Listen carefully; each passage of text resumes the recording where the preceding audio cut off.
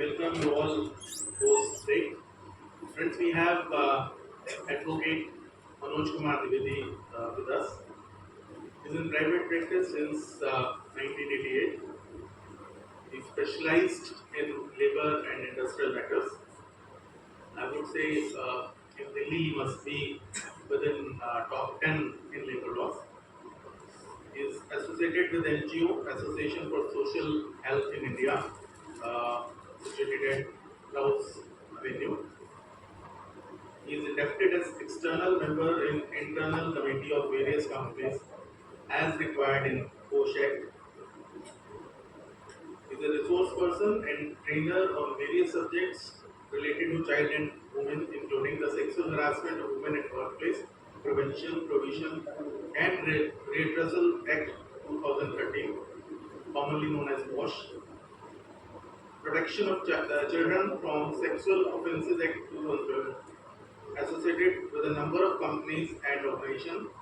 Few of them, just for reference, are Relaxo, Bisleri, Group 4 Securities, Ecom Express, Center for Sight, iChain of Hospitals, Pan India, Baba Jarda, Birla Mandir, EPS Facilities, Zaira Club, etc.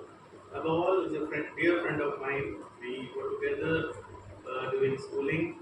After that, he shifted to law and I shifted to CA. And friends will take us on prevention of sexual harassment of women at workplace. I'll request Manoj Dwivedi come on the dais and start his deliberation.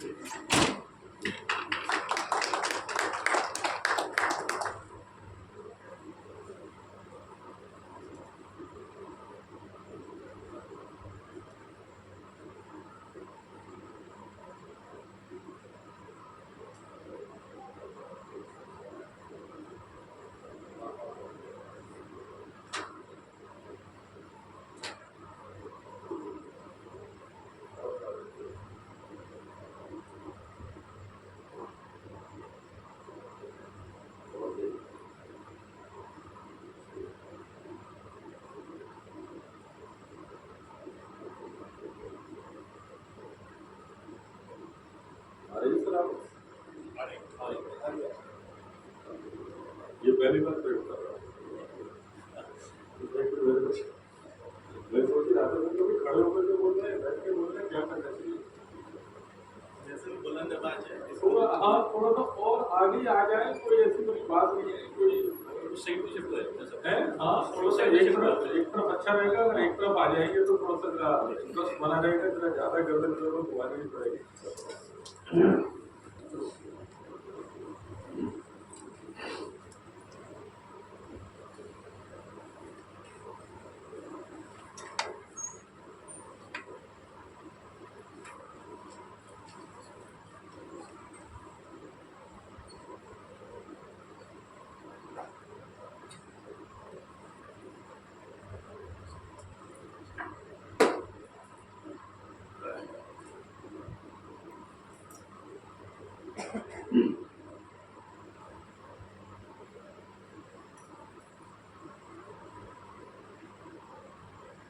सबसे पहले तो आप सभी को मेरा बहुत बहुत प्रणाम कि इस टॉपिक में आपने कुछ इंटरेस्ट दिखाया। एक्चुअली ये अभी एक ऑनरेबल सुप्रीम कोर्ट ने भी अभी एक जजमेंट एक सुन रहे थे, वो एक केस गोवा के एक डीन, गोवा यूनिवर्सिटी के एक डीन का था, तो वो इसी विषय में केस था और उनको ऊपर एलिगेशन लगे थे गोवा के डीन के ऊपर। तो इंटरनल कमेटी गोवा यूनिवर्सिटी ने उनके अगेंस्ट किया, फिर वो बॉम्बे के हाई कोर्ट गए, वहां उन्होंने अगेंस्ट किया, उसके बाद में सुप्रीम कोर्ट में जो मसला आया तो उन्हीं दिनों ये ब्रजभूषण सिंह का भी मसला चल रहा था। तो उन्होंने जो कहा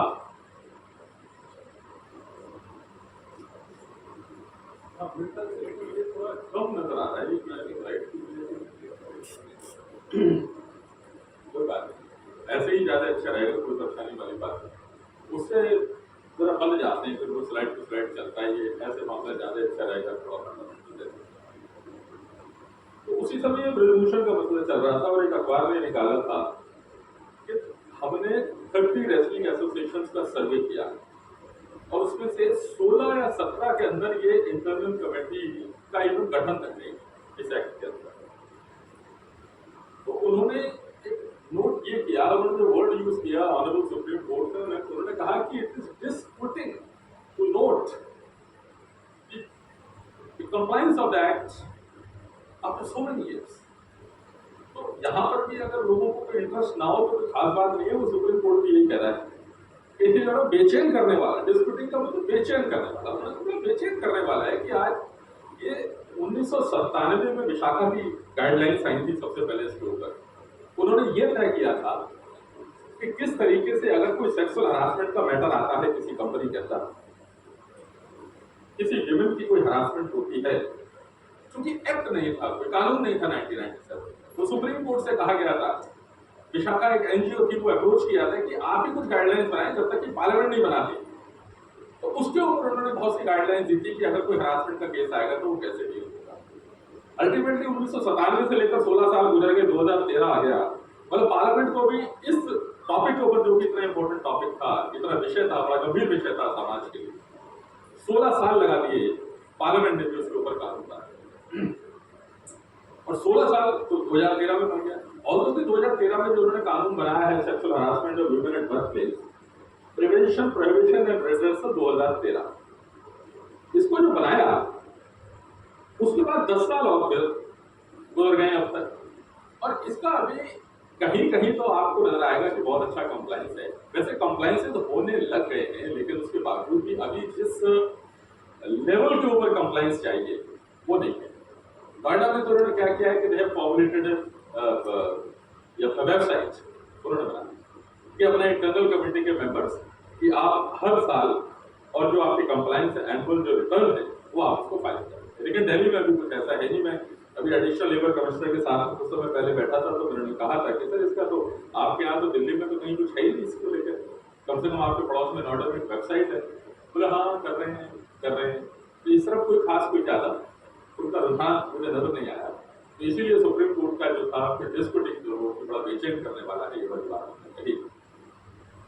यानी हाँ, तो ये जो एक्ट है बहुत ही इम्पोर्टेंट है, और मैं अब देखा जाए तो जितने भी एमएनसी में वहां इसकी कंप्लायंस हो रही है, आईटी सेक्टर में काफी कंप्लायंस हो रही है, बैंकिंग में काफी कंप्लायंस हो रही है, और जितनी भी प्राइवेट एस्टेब्लिशमेंट्स हैं जो काफी बड़े हैं, जहां पर मतलब 500, 1000, 250-300 से ज्यादा जो वर्कर्स हैं, वहां पर ये वो लोग समझ पा रहे हैं। क्योंकि मैं खुद कई कंपनियों के अंदर इंटरनल कमेटी का एज ए एनजीओ मेंबर, तो वहां ही बनानी पड़ती है इंटरनल कमेटी, कुछ कंप्लायंसेस हैं। तो ये जो एक्ट है, इसका पहला वर्ड है the sexual harassment. Very important, कुछ वर्ड हैं जो आपको केवल टाइटल से ही पता लग जाएगा।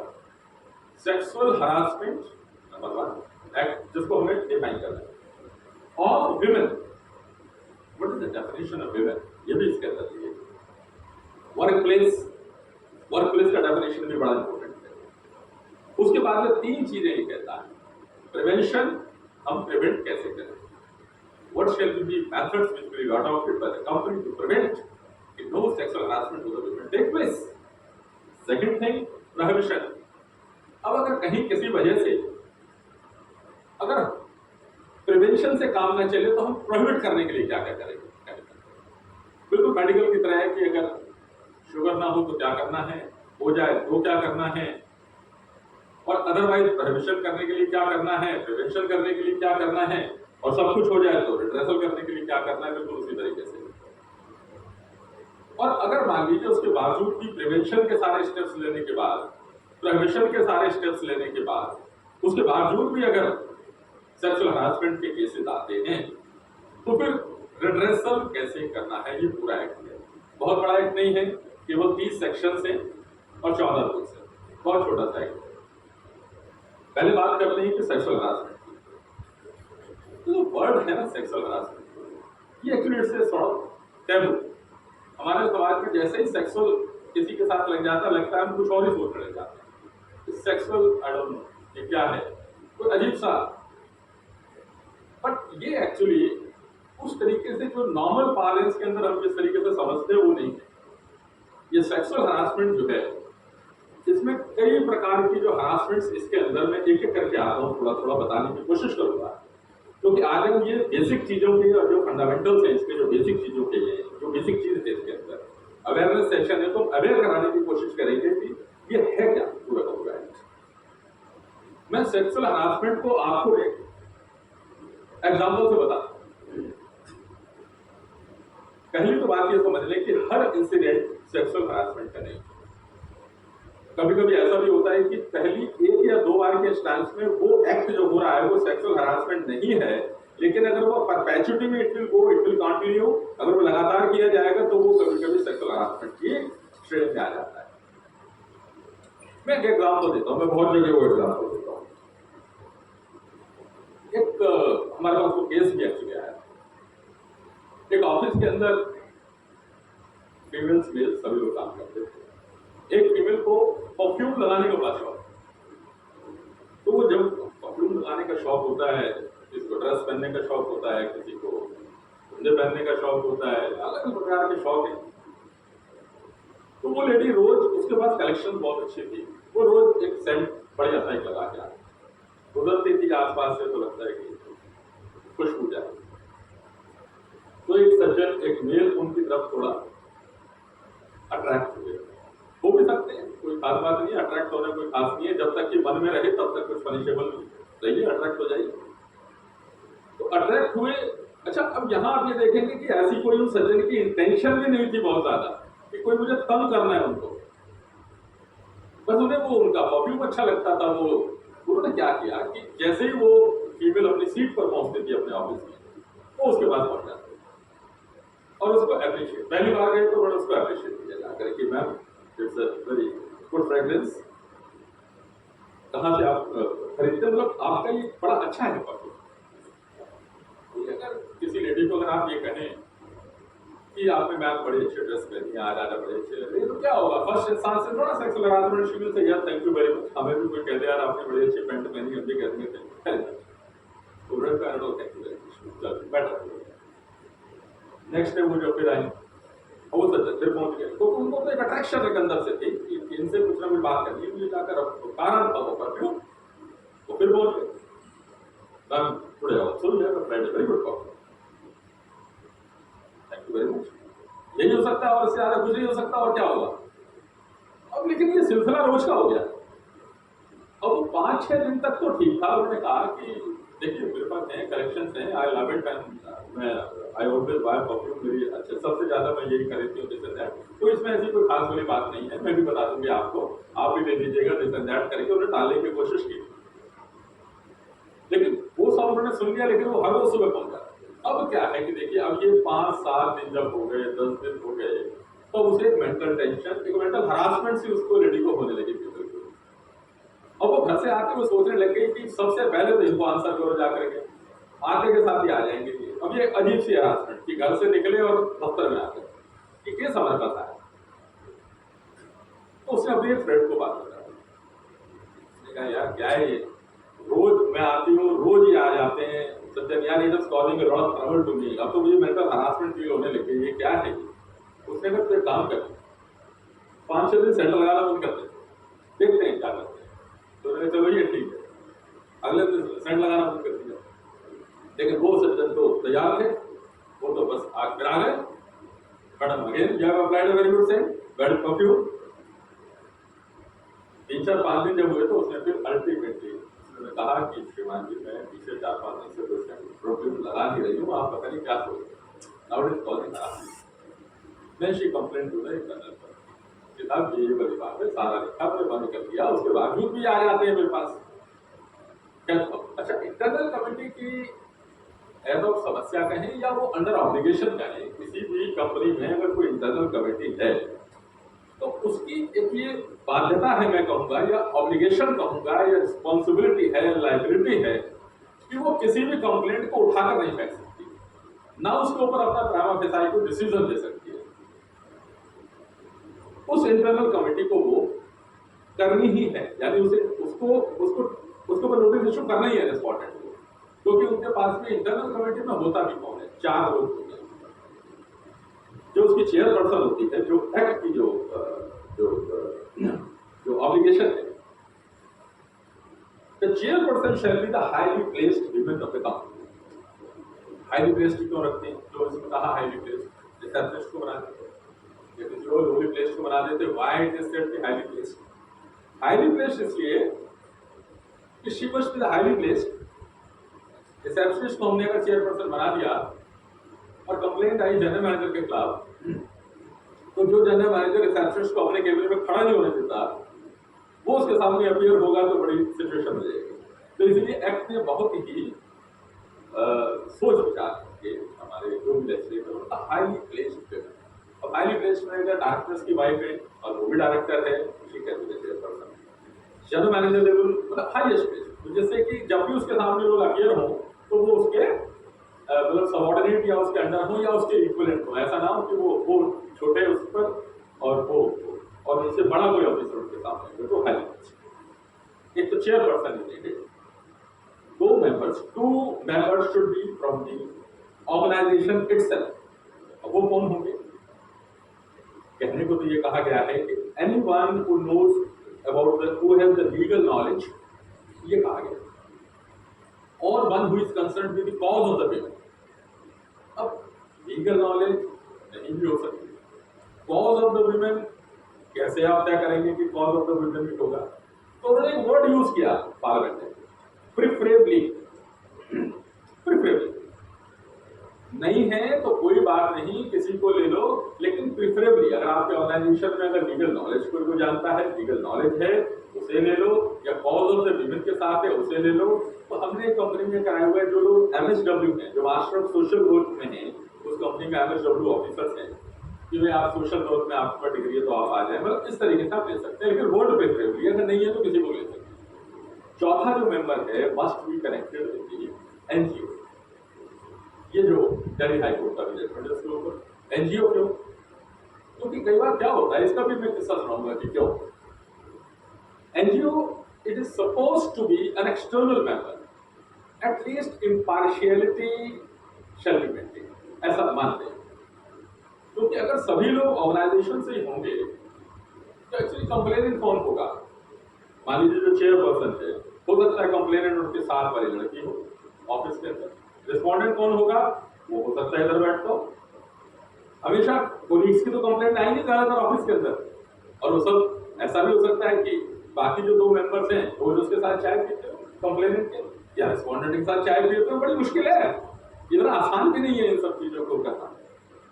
तो लेकिन एनी हाउ, तो ये उस समय क्या होता है कि कई बार रिस्पोंडेंट ये सोचता है कि तो मेरा तो इनके साथ रोज कॉल में बैठना है, कंप्लेंट ये इसके साथ में चेयरपर्सन के साथ में फेवर, और क्या ये जो दो बाकी मेंबर थे तो मुझे रोज जानते हैं, चाय पीते हैं, ऐसा ही हो सकता है कि रिस्पोंडेंट सोचे।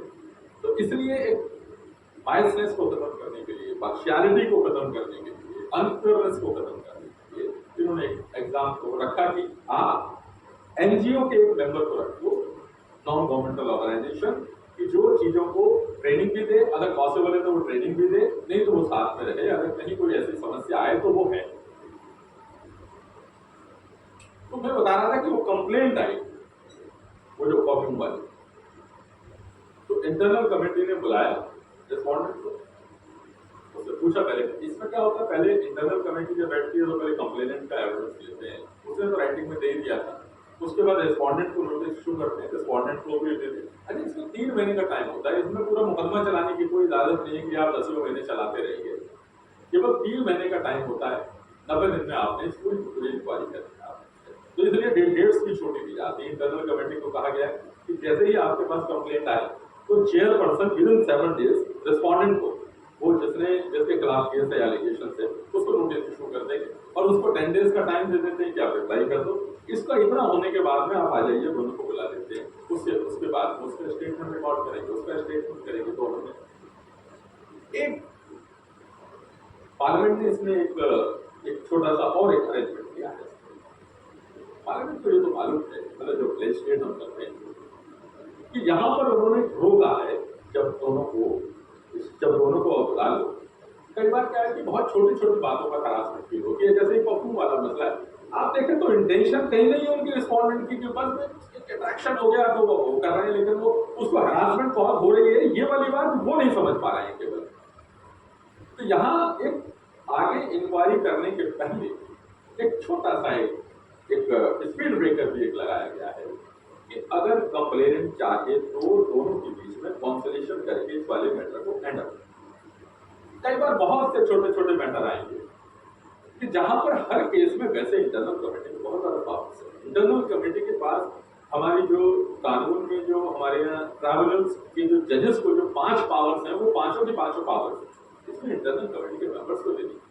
और इंटरनल कमेटी के मेंबर्स अगर इंक्वायरी करने के बाद में, कंप्लीट करने के बाद में अगर वो ये समझते हैं कि इसने ही इज कमिटेड और the allegations stand proved against him, तो उसके बाद में internal committee will recommend to the employer number of actions. It can recommend any action, including dismissal from the service, termination from the service, increment रोक दो, promotion रोक दो, transfer कर दो, 3 साल इंक्रीमेंट नहीं होगा या डिमोशन कर दो। मतलब ये सारे के सारे इंटरनल कमेटी की रिकमेंडेशंस पर सजाएं, जैसे हम कहते हैं, पनिशमेंट दी जा सकती है।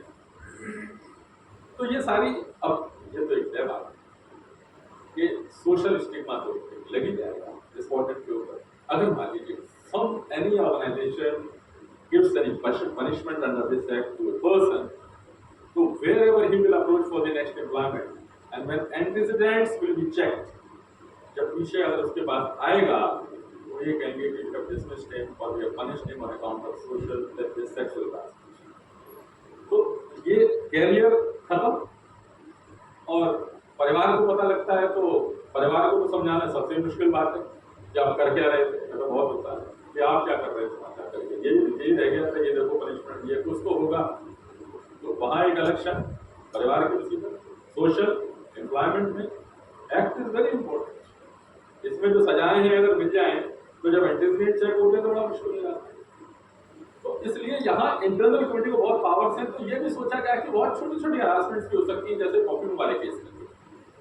तो वहां ये कहते हैं कि आप अगर कॉन्सिलेशन कर लो, अगर कंप्लेनेंट चाहे तो, अगर कंप्लेनेंट कहती है no I do not want to do any conciliation, I want he should be punished, he has done a lot of harassment to me, क्योंकि हरासमेंट की भी डिग्री एनी हाउ क्या कंप्लेनेंट से पूछा गया कि वी शुड प्रोसीड और it can be conciliation.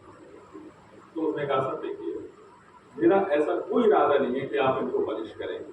ऐसा हो सकता है कि ना समझ में आता हो ये मेरी तरफ मतलब आ रहे थे कि इन्होंने ही नीदर टस्ट मी, इन्होंने मुझे इनअप्रोप्रिएटली टच भी नहीं किया, केवल वो परफ्यूम को लेकर के वो किस तरीके से इनका था समझाने की कोशिश की थी। इनके भी फैमिली है, परिवार है, तो मैं ये नहीं चाहती कि इनको आप डिसमिसल करें, तो सजा दें, नौकरी से निकालें, लेकिन आप इनको समझा दें, जैसे आप कहते हैं सेंसिटाइज करें। तो यहाँ फिर इंटरनल कमेटी के लिए बड़ा आसान हो जाता है। बुला लिया, फिर बोलो क्या बात, तो उनसे पूछा गया, बोले हाँ जी बस ऐसे ही, मतलब कोई ज्यादा जवाब नहीं था। उन्होंने कहा नहीं बस मुझे थोड़ा अच्छा लग रहा था, क्योंकि तुम्हारे अच्छा लगने के चक्कर में हरासमेंट कर दिया आपने, तुम्हारे अच्छा लगने के चक्कर में। तो उनको बताया कि ये बात ठीक है। उन्होंने कहा सर मेरा देखा ये मैंने ना कुछ और तो किया ही नहीं। मैंने कहा हाँ तो और क्या करना था, और इसके ज्यादा नहीं करना था क्या, ये तो इतना ही बहुत था भाई। तो लेकिन मैंने कहा देखो आप समझ लो, इंटरनल कमेटी के लोगों ने समझाया कि ये इतने हरासमेंट, आप सोच के देखो कि अगर आपके घर से, आप ऐसा सोच के देख लो इसको समझाने के पर्पज के लिए, कि अगर आप ही के घर से कोई अगर फीमेल कहीं पर जाती है नौकरी करने और कोई सज्जन रोज इसी काम के लिए आ जाए तो आपको घर बताएं आपको कैसा लगेगा। तो आप ये समझे नाउ शी इज कंप्लेन, जो हरासमेंट हो रही है but she does not want to take much action. वो कह रही है कि ठीक है आप समझा दो, तो अब आप आगे से आई थिंक आप दूरी रहेंगे। बोले सर ठीक है सर हो जाएंगे। तो अल्टीमेटली वो काउंसलेट करके उस वाले मैटर को जैसे कहता है हैप्पी एंडिंग करके काम खत्म। एक और एग्जाम्पल देता हूँ आपको। सेक्सुअल हरासमेंट एक्चुअली बगैर एग्जाम्पल में समझ नहीं आता कि ये होता क्या। पढ़ने के लिए तो बहुत सारी चीजें। एक बड़ा ही प्रेस्टिजियस हॉस्पिटल में उसकी इंटरनल कमेटी, हमारे पास एक कंप्लेंट आ किडनी के जो हेड है, मतलब kidney department, liver department, liver,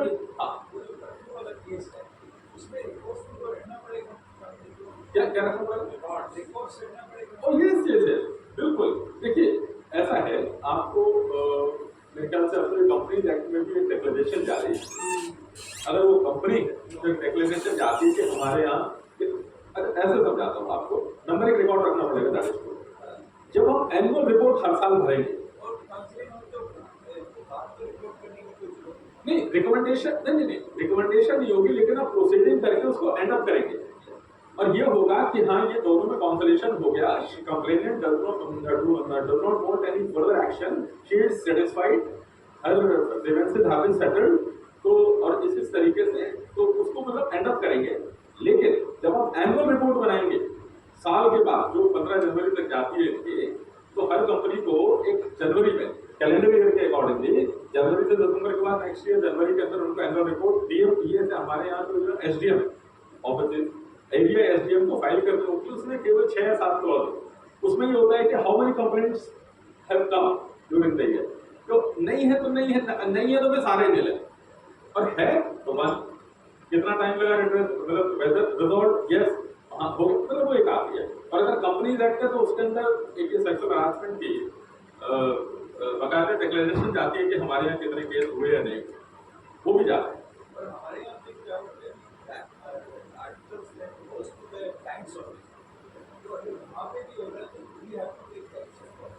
बिल्कुल वो मैं आपको इसमें वर्क प्लेस पर आऊंगा। और अभी एक दिल्ली हाईकोर्ट ने एक चार्टर्ड आपके जो चार्टर्ड अकाउंटेंट्स का इंस्टीट्यूट है वहां पर एक इंटरनल कमेटी है, तो वहां पर एक अभी लेडी ने कंप्लेंट की थी पिछले साल 1 या 2 साल पहले, उसने कहा कि आपके चार्टर्ड अकाउंटेंट ने बड़ा मेरा सेक्सुअल हरासमेंट किया है।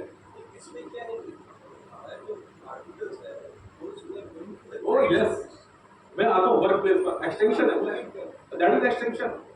अभी जो चार्टर्ड अकाउंटेंट्स का बता रहा हूँ, उसने चार्टर्ड अकाउंटेंट इंस्टीट्यूट को कंप्लेंट की थी कि ये हमारे इसमें हरासमेंट की है चार्टर्ड अकाउंटेंट ने। चार्टर्ड अकाउंटेंट को उन्होंने को एंटरटेन की, but chartered accountant went to the high court, तो उन्होंने कहा कि वर्क प्लेस की बात तो है नहीं, ये तो मतलब ऐसा मतलब उसने डिफरेंट ऑब्जेक्शन लिए, बट हाई कोर्ट ने कहा नथिंग डूइंग इट, आप मतलब आप जाइए और अपनी इंक्वायरी पेश कीजिए उनके साथ। एक्चुअली मैं आपको बताऊँ क्या है कि इशू बड़ा सेंसिटिव है, और अब इसके जो होराइजन है ना, अब कोई भी कोर्ट एक्चुअली टेक्निकली इसको खत्म नहीं करना चाहती, मतलब आपने टेक्निकल ऑब्जेक्शन लिया और उनका उठा के पटक दिया, वो टेक्निकल ऑब्जेक्शन में नहीं जा रहे, वो कहाँ कर रहे हैं आप देखें, ये जो एक्ट है it strikes at your mental level. ये कहाँ से शुरू होता है, ये मैं अगर देसी भाषा में कहूँ तो गंदगी कहाँ से शुरू होती है, दिमाग से, पहले दिमाग में आएगी उसके बाद ही शुरू होगी। तो हाई कोर्ट इस टेक्निकली इसको मतलब इस गंदगी को रहने नहीं देना चाहता टेक्निकली, कि नहीं कि छोटी छोटी बातों के ऊपर टेक्निकली इन चीजों को खत्म कर दे। बहुत से ऐसे केस आ रहे हैं जहाँ पे लोगों ने इंटरनल कमेटी के नोटिस के बाद सीधा अप्रोच किया कि सर इनकी वो इनकी जुरिडिक्शन नहीं है, इनका ये नहीं है, इनका वो नहीं है। हाई कोर्ट ने उठाया कर nothing doing, you go before the internal committee and appear and say whatever you want to say after getting the findings of the inquiry of the internal committee, if you are not satisfied go in appeal, फिर आप come to us. तो वो बहुत सी बातें ऐसी जो technicality पे आगे जा नहीं रहे, क्योंकि तो मामला बड़ा सेंसिटिव है। वो कहते हैं कम ठीक है, ये भी मानते हैं कई जगह लिखा भी है कि बहुत साल पहले तो हमारे यहाँ जो इवन एक ऐसी भी रिपोर्टें थी कि भाई कि लेडीज तो कंप्लेंट करती ही नहीं है। कितनी कंप्लेंट आ रही है आपके सामने, बहुत सी रिपोर्ट्स ऐसी आई हैं कि कितनी कंप्लेंट, और कई बार तो बहुत मजबूरियां हैं सबके सामने। कभी कभी वो लेडी ये सोचती है कि मैं बार बार कंप्लेंट करूंगी तो मैं नौकरी से निकल जाऊंगी, फिर मैं कहाँ जाऊँ। किसी को कंफर्टेबली अगर नौकरी मिली हुई है फिर मैं कहाँ जाऊंगी, मेरी अपनी मजबूरी है। तो बहुत से ऐसे फैक्टर्स हैं, बहुत से ऐसे कारण हैं कि आपके पास ये रिपोर्ट्स आती ही नहीं है। ये आप ये समझिए कि वो रिपोर्ट जब आती है तो पूरी हिम्मत करके आती है, जब वो ये समझ लेती है कि आ या बात, या तो अगर देखिए, क्योंकि एक और बात इसके अंदर, अगर अब मैं ये नहीं कहूंगा कि जितनी भी कंप्लेंट आ रही है वो सब ठीक आ रही है, क्योंकि सबसे ज्यादा कंप्लेंट जैसे में चल रही है आईटी सेक्टर में। ये भी एक कंपैरिजन हुआ था कि कोरोना काल के पहले, कोरोना काल के बाद। कोरोना काल के दौरान आईटी सेक्टर सारा वर्क फ्रॉम होम हो गया था, तो उसमें वहाँ कंप्लेंट थोड़ी कम हो गई थी वर्क फ्रॉम होम में। बैंकिंग सेक्टर तो चल ही रहा था, वो वर्क फ्रॉम होम नहीं था, तो बैंकिंग सेक्टर और आईटी सेक्टर में कॉम्पिटिशन होता रहता है। आईटी सेक्टर में अब इस तरह सब चल रहा है, तो आईटी सेक्टर में कंप्लेंट ज्यादा है, क्योंकि बहुत ज्यादा एम्प्लॉयमेंट है, फीमेल्स की बहुत एम्प्लॉयमेंट है, वहाँ बहुत कंप्लेंट्स आती है। सबसे ज्यादा जो जहाँ कंप्लेंट आ रही है बैंकिंग में, आईटी सेक्टर में, सब खूब कंप्लेंट्स आ रही है। तो रिकॉर्ड आपको हर चीज का रखना ही पड़ेगा। आप अगर मान लीजिए आप किसी की अगर किसी ने कोई कंप्लेंट की और आपने उसे कहा no nothing doing it is not maintainable और उसने अगर एस्केलेट कर दिया आगे तो आपके खिलाफ इंक्वायरी शुरू हो जाती है। तो हम हमेशा, मैं बहुत सी जगह ट्रेनिंग देता हूँ तो मैं सबको ये बताता हूँ कि आप ऑनरेबल हाई कोर्ट और सुप्रीम कोर्ट ने यहाँ तक कहा है you are nobody to see the evidence at the first level and हाँ यस एट द आउटसेट।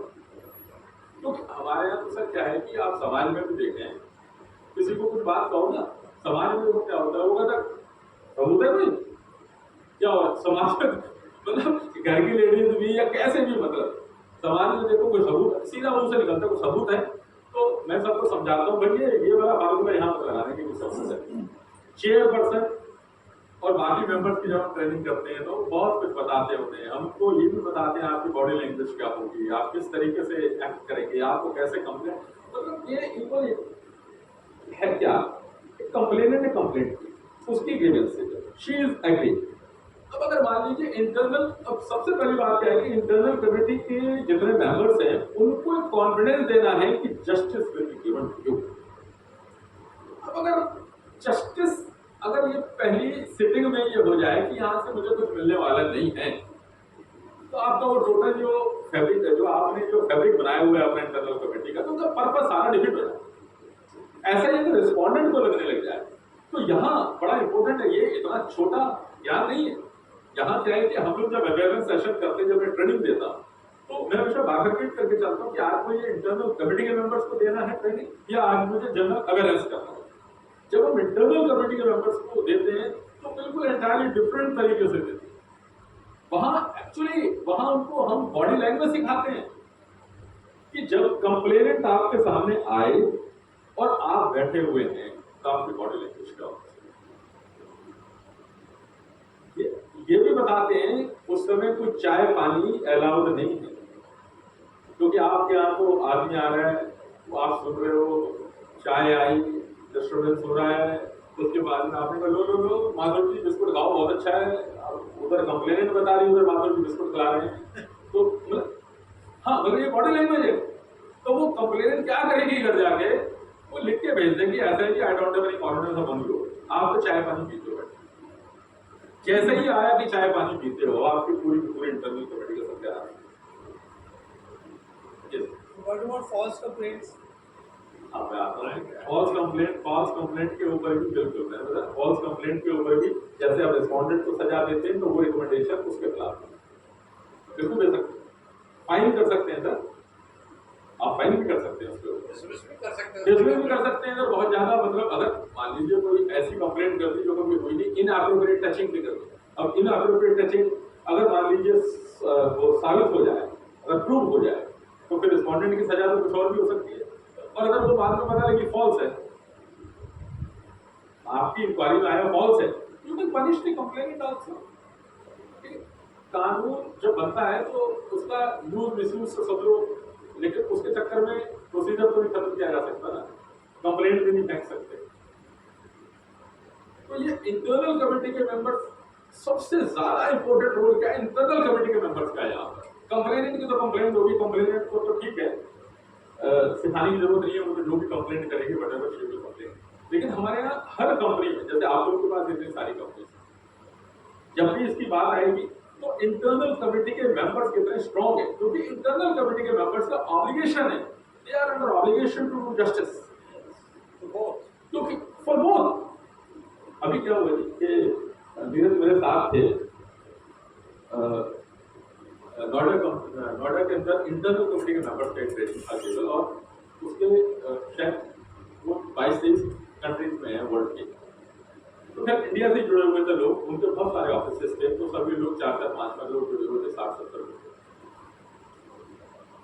तो एक ब्राइटर साइड तो ये है इंटरनल कमेटी के मेंबर का कि I am fortunate one, the company has chosen me to the chairperson, company has chosen me as a member, my colors are up, I am judge now, I can punish you if the brighter side आप सोच सकते हैं।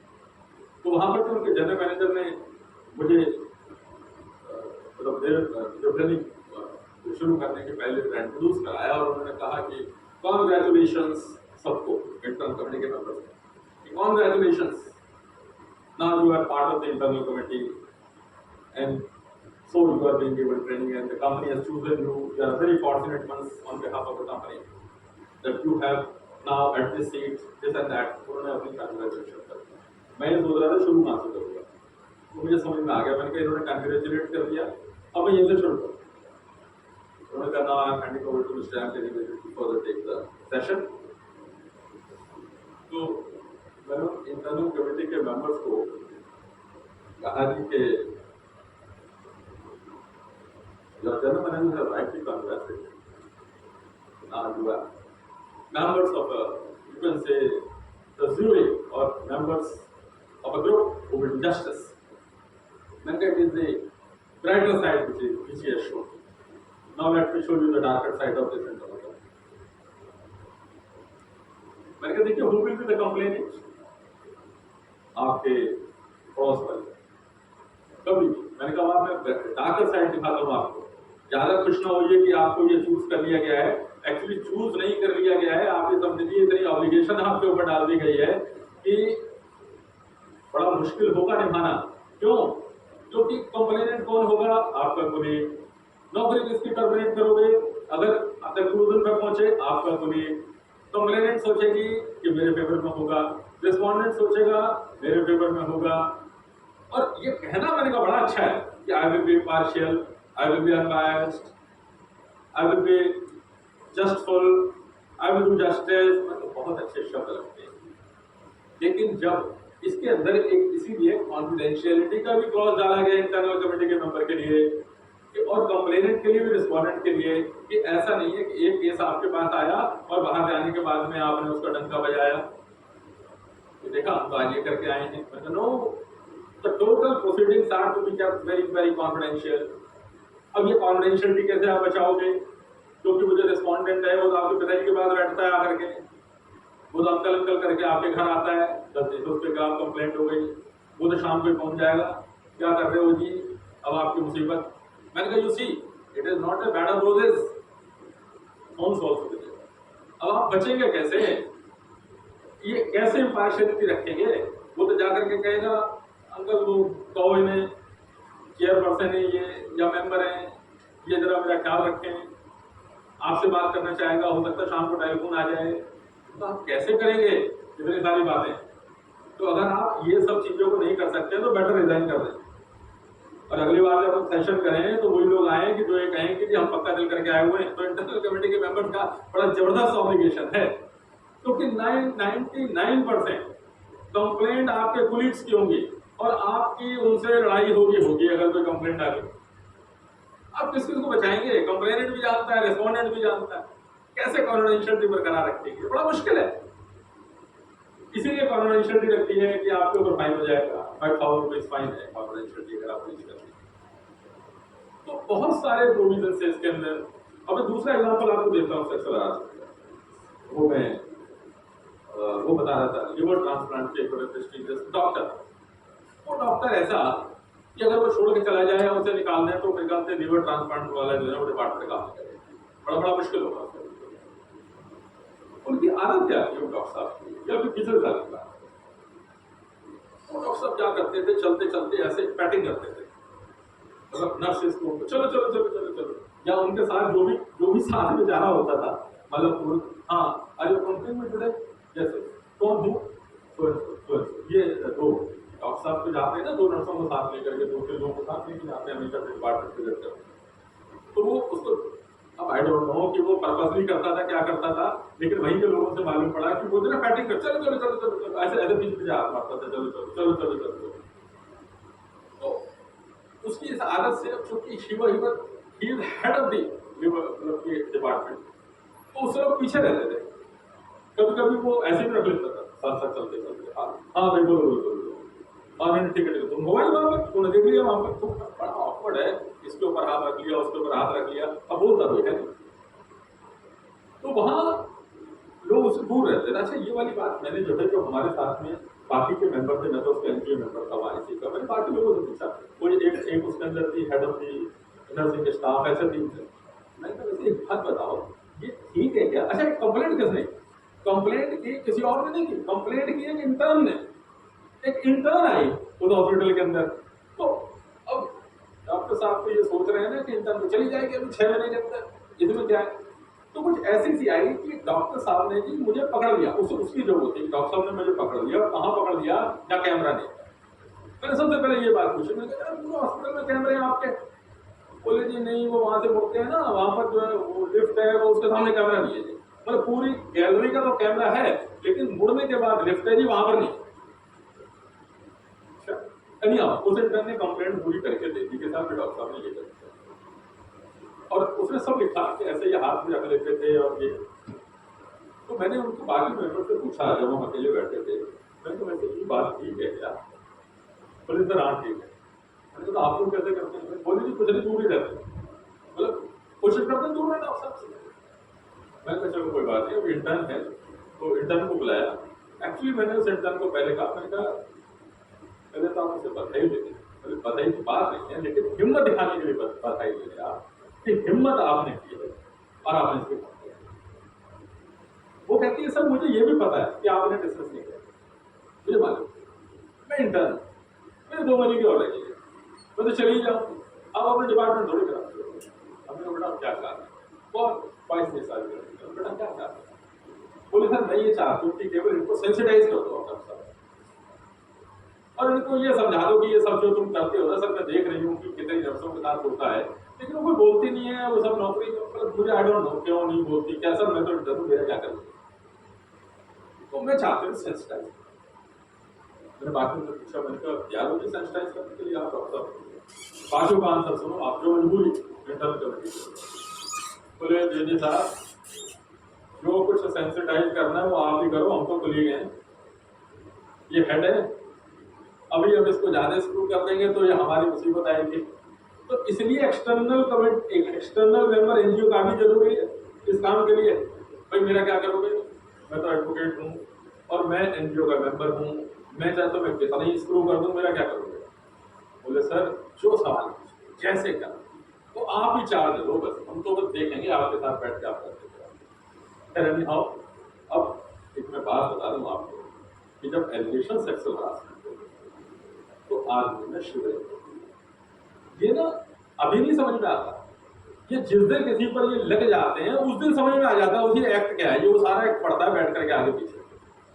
Doctor साहब को बुला लिया, doctor साहब बैठिए, अब डॉक्टर साहब की बॉडी लैंग्वेज देखिए, डॉक्टर साहब रखा, डॉक्टर साहब कहाँ पर है, हेड ऑफ द डिपार्टमेंट कहाँ पर है?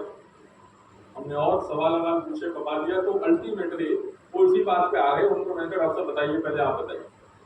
और उन्होंने जहाँ से शुरू किया मैं समझ गया कि डॉक्टर साहब को जो है ना बस परेशान, तो उनका नहीं जैसे आम आदमी शुरू करता है, सारे डॉक्टर रखे ले गए, उनका नहीं सर देखिए वैसे मैंने तो ऐसा किया नहीं थी, मैं भी बाल बच्चों वाला, आम आदमी यहीं से शुरू करता है। हम समझ गए कि ये डॉक्टर साहब अब जो है क्लचर में, सर मैं सर मेरी बेटी है, डेविड से मेरी बेटी है, मैं नहीं सर मैंने तो ऐसा कुछ नहीं, सर वो नहीं, मतलब वो सब यही स्टेटमेंट था आपका। फादरली फिगर हो। तो खैर नहीं आओ, मैंने कहा डॉक्टर साहब कंप्लेंट तो गलत नहीं की होगी, कंप्लेंट आई होगी इतना, खैर नहीं आओ, उसको स्क्रू करना था डॉक्टर को, निकालना तो था ही नहीं अल्टीमेटली। खैर फिर उन्होंने समझाया कि व्हाटएवर इट इज डॉक्टर साहब जरा फिर भी ध्यान रखना चाहिए, अगर आप ऐसी बातें कर रहे हैं कि आपकी बेटी के बराबर है तो ध्यान, और भी कुछ हमने इंटरनली भी पता किया है तो वो आपकी आदत हो जाएगी, वो ठीक है, लेकिन हम चाहते हैं कि थोड़ा सेंसिटाइज हो जाए और आगे से ऐसा है। तो फिर उसने वादा किया कि मैं आगे से ऐसा नहीं करूँगा, तो वो फिर वो रिपोर्ट बना करके काम को खत्म किया गया।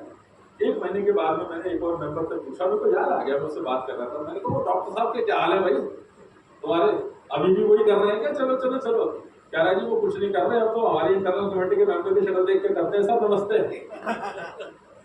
तो मैंने कहा इसका क्या मतलब है कि आपकी internal committee should B powerful.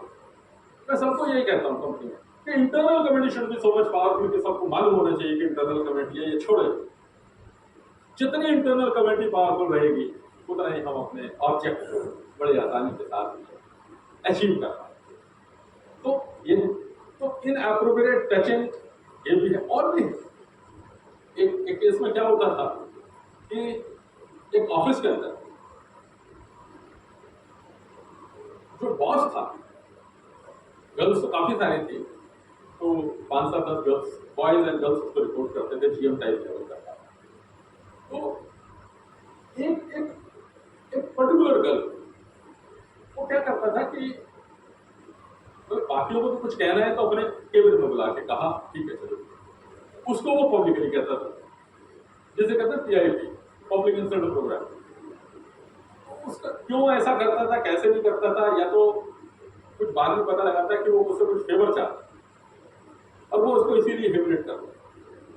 वो सबके सामने उसे कह देता था, मान लीजिए बुलाया, आप आ जाओ, सारे मेरे केबिन में आ जाओ, बस थोड़ी सी देर के बाद में आपकी अकल तो घास करने के लिए। अरे भाई तुम इस लेडी को, अच्छा किसी और को नहीं कह रहे हैं, मजे की बात है, this is also sexual harassment. आपकी अकल घास करने के लिए, आप क्या काम करती हैं मुझे पता नहीं। उसने एक आध कहने की कोशिश की, सर जो भी आपने कहना है मुझे, आप बाकियों को उनको सिंगल एक से 1-to-1 में बुलाते हैं, तो उनको कह दें अगर मुझे कोई गलती है तो, लेकिन ये क्या है कि आप सबके सामने, लेकिन वो नहीं मानते। तो ये भी एक एग्जाम्पल है कि आपने बाहर जैसे ही आए, उसको जब देखो तो उस पर पर्टिकुलर लड़की के ऊपर एक मैनेजर चिल्ला रहा है, पर्टिकुलर उसके ऊपर, या ये भी एक सेक्सुअल हरासमेंट है कि आपने पर्टिकुलर गर्ल को या पर्टिकुलर फीमेल को 3-4 बजे तक वो खाली बैठी रहती है, कोई काम नहीं देते, 4 बजे देते हैं कि मैडम इसको करके जाना। तो करके जाने का मतलब कंप्लीट करके जाना, कंप्लीट करने जाने का मतलब रात को 8 बजे जाएगी, 9 बजे जाएगी, फिर आप उसे कहते हैं मैं छोड़ दूंगा आपको, आपके घर पे छोड़ता जाऊंगा मैं, क्या परेशानी है। तो मतलब या तो पूरे ऑफिस में काम ना हो, और अगर काम है तो सबके पास है, तो ये पर्टिकुलर सिंगल आउट करना, इसको भी सेक्सुअल हरासमेंट में डालते हैं। This is sexual harassment actually. ये सबको तो काम है, इनके लिए काम नहीं है, बस इनको 4 बजे मिलता है। हरासमेंट हो sir actually that is true, but देखिए sir, that is harassment, but when you are doing it to female, तो यही एक एक्ट में कवरेज है, ये कवरेज है। ये सेक्सुअल हरासमेंट, मैंने पहले ही बताया था आपको कि सेक्सुअल वर्ड कुछ और कहीं ले जाता है, तो इसका जो मीनिंग है इस सेक्सुअल हरासमेंट, मेंटल टेंशन मुझे करवाती है। हाँ वो नहीं, वो वो तो लोग तो 6 बजे चलेगा और मुझसे 8 बजे चलेगा। हाँ ये हरासमेंट है ना, harassment. In other words, harassment to female. Harassment to female. Take some favour. हाँ देखिए, वो बोलेगी ना, अब हमारे ऊपर है हाँ। कि नहीं है। वो उसको आप सेक्सुअल हरासमेंट में ही ट्रीट कर रहे हैं आजकल, इनअप्रोप्रिएट टचिंग हो या giving too much little work और giving too much work. It is understandable inappropriate touching, लेकिन ये कह रहे हैं कि 6 बजे तक काम खत्म करके जाना है। नहीं 6 नहीं, बाद में 5 बजे तो छुट्टी हो रही है। अच्छा एक और बात है, इसमें मैं ये नहीं कह रहा हूँ कि कोई एक इंस्टेंस में एक सेक्सुअल, मैंने बार बार कहा कि किसी एक इंस्टेंस में सेक्सुअल हरासमेंट नहीं करेगा, कि आज आप देखिए मैडम इस काम को प्लीज पूरा कर जाइएगा, बहुत जरूरी है, आज इसकी जो रिटर्न फाइल होनी है and you are the specialised one, please इसको करके जाइएगा, और ठीक है। लेकिन उसका क्या कि वो 4 बजे तक कोई काम नहीं दिया, तो रोज उसे काम ही 5 बजे देते हैं कि फिर उसे उसके घर छोड़ के जाएंगे। Then she will have to prove it. Sir Intentional is that. Sir proof की बात है कि प्रूफ की बात बाद में, वो तो कंप्लेंट पे ही आ जाएगा मामला। इट अमाउंट्स टू, अभी we are only on that कि it amounts to sexual harassment. Intention is also sir ऐसा भी यहाँ तक है इसके अंदर, वो आपने सुना ना, this for that quid pro क्यो, हाँ दिस फॉर दैट, कि आप मैडम ये करते हैं मैं आपके लिए वो कर दूंगा आपको, या देखिए इतना ये कहना, ये भी कहना कि मैडम बाहर का प्रोग्राम बनाए, चलना है, मौसम अच्छा है। मौसम भी अच्छा है और मतलब फिर आपकी इंक्रीमेंट भी आ रही है, ये कलरफुल रिमार्क्स है, ये भी इसमें कवर्ड है। इंक्रीमेंट आ रही है मैडम, सोच रहा था वो उड़ीसा वाले ऑफिस में हुआ है या फलाना हुआ है, तो आप चले साथ में, अच्छी असिस्टेंस देती हैं आप, फिर अप्रेजल भी है, तो दिस फॉर दैट आप ये करें, या जबरदस्ती कि शाम को कॉफी पीते चलेंगे ना, बहुत अच्छी कॉफी तो अन्य अब रिड्यूस कर रही है, no sir I have to go back to my house,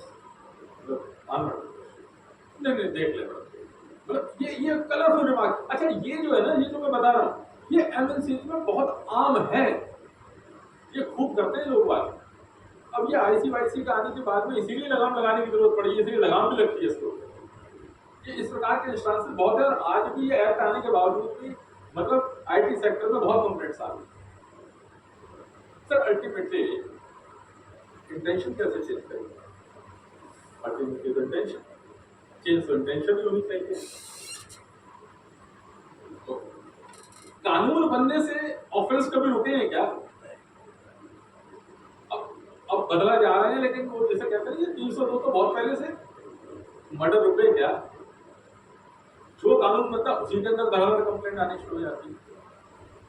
पहले मतलब ये कि वो जो फैमिलीज के अंदर जो हिंसा वाली बात थी, वो उसको डोमेस्टिक वायलेंस वो लाए। जैसे जैसे कानून समाज के अंदर जरूरत आती है वो सब आते चले जा रहे हैं। अल्टीमेटली फिर ये हुआ कि प्रोटेक्ट करना है भाई, ये वर्क प्लेस का भी बहुत चक्कर है, वर्क प्लेस वाले को कौन करेगा? अच्छा वर्क प्लेस की भी डेफिनेशन बड़ी वाइड जो अभी आप कह रहे थे, हाँ वर्क प्लेस की भी डेफिनेशन। अच्छा उससे पहले विमेन की डेफिनेशन को लेते हैं एक मिनट। ऑफ विमेन ये कहता है women of any as, not 18 years, women of any as covered. अच्छा पहले एक बात ये कि इसके अंदर जो आपके घर के अंदर जो मेड आती है ना वो कवर्ड है। अब उनके लिए इंटरनल कमेटी तो नहीं है, लेकिन लोकल कमेटी, तो इसके अंदर उसको भी कवर कर दिया है। वुमेन ऑफ एनी एज, दूसरी लाइन है वेदर एम्प्लॉयड और नॉट। ये जरूरी नहीं है, एक कंपनी, ये जरूरी नहीं है कि कंप्लेंट केवल एम्प्लॉयड लेडी ही करेगी।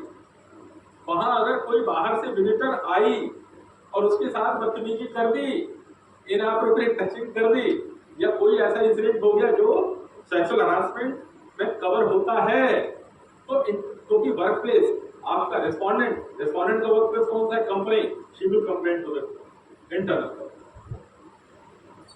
एम्प्लॉयड नहीं है तो कॉन्ट्रैक्टर्स की विमेन हो, विजिटर्स हो, anybody and of any age. ये नहीं कि वो 18 साल की होनी चाहिए, 10 साल की, तो क्योंकि हॉस्पिटल्स भी कवर्ड है ना, हॉस्पिटल्स भी कवर्ड है और भी स्कूल्स भी कवर्ड है।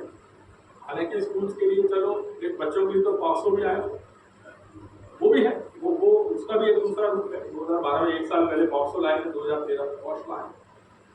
तो विमेन ऑफ एनी, तो ये विमेन की डेफिनेशन भी इसमें बड़ी वाइड है।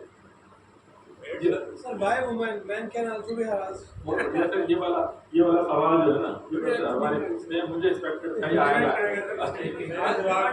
टाइम लगेगा। There can be lady boss also. हाँ बात ठीक कह रहे हैं। ये बिल्कुल मैन कैन बी हरास नहीं, कई बार मैन हरास खूब होते हैं, लेकिन है क्या, ये एक्ट नहीं है gender neutral. When we are talking about this act, this only says sexual harassment of women. उसके लिए वो बिल्कुल अगर लेडी बॉस है तो जेंट्स की भी कर सकती है, लेकिन इसमें नहीं आएगी। उसके लिए आप जनरल एडमिनिस्ट्रेटिव जो आपके रूल्स रेगुलेशन है या रूल रेगुलेशन बने हुए हैं या कोई और है जिसमें एक्शन लेना है, वो दूसरे तरीके से डील हो जाएगा। मतलब ये वाला मैकेनिज्म नहीं पकड़ा जाएगा उसके लिए। हाँ ये इंडिविजुअल फॉर द पीपल। अब देखिए सर ये एक्सटेंड कैसे कर रहे हैं इसको, ये देखिए अभी क्या हुआ कि एक एग्जांपल ये आया कि 2 एम्प्लॉइज कंपनी के आपस में टेलीफोन पे बात करते, देखिए एक्सटेंशन देखिए आप जरा इसका वर्क प्लेस का। 2 एम्प्लॉइज टेलीफोन पर बात कर रहे हैं एक ही फैक्ट्री बड़ी है या नहीं है, कौन हिल के जाए, फ्री है ना टेलीफोन पर बात कर रहे हैं। एक ने कहा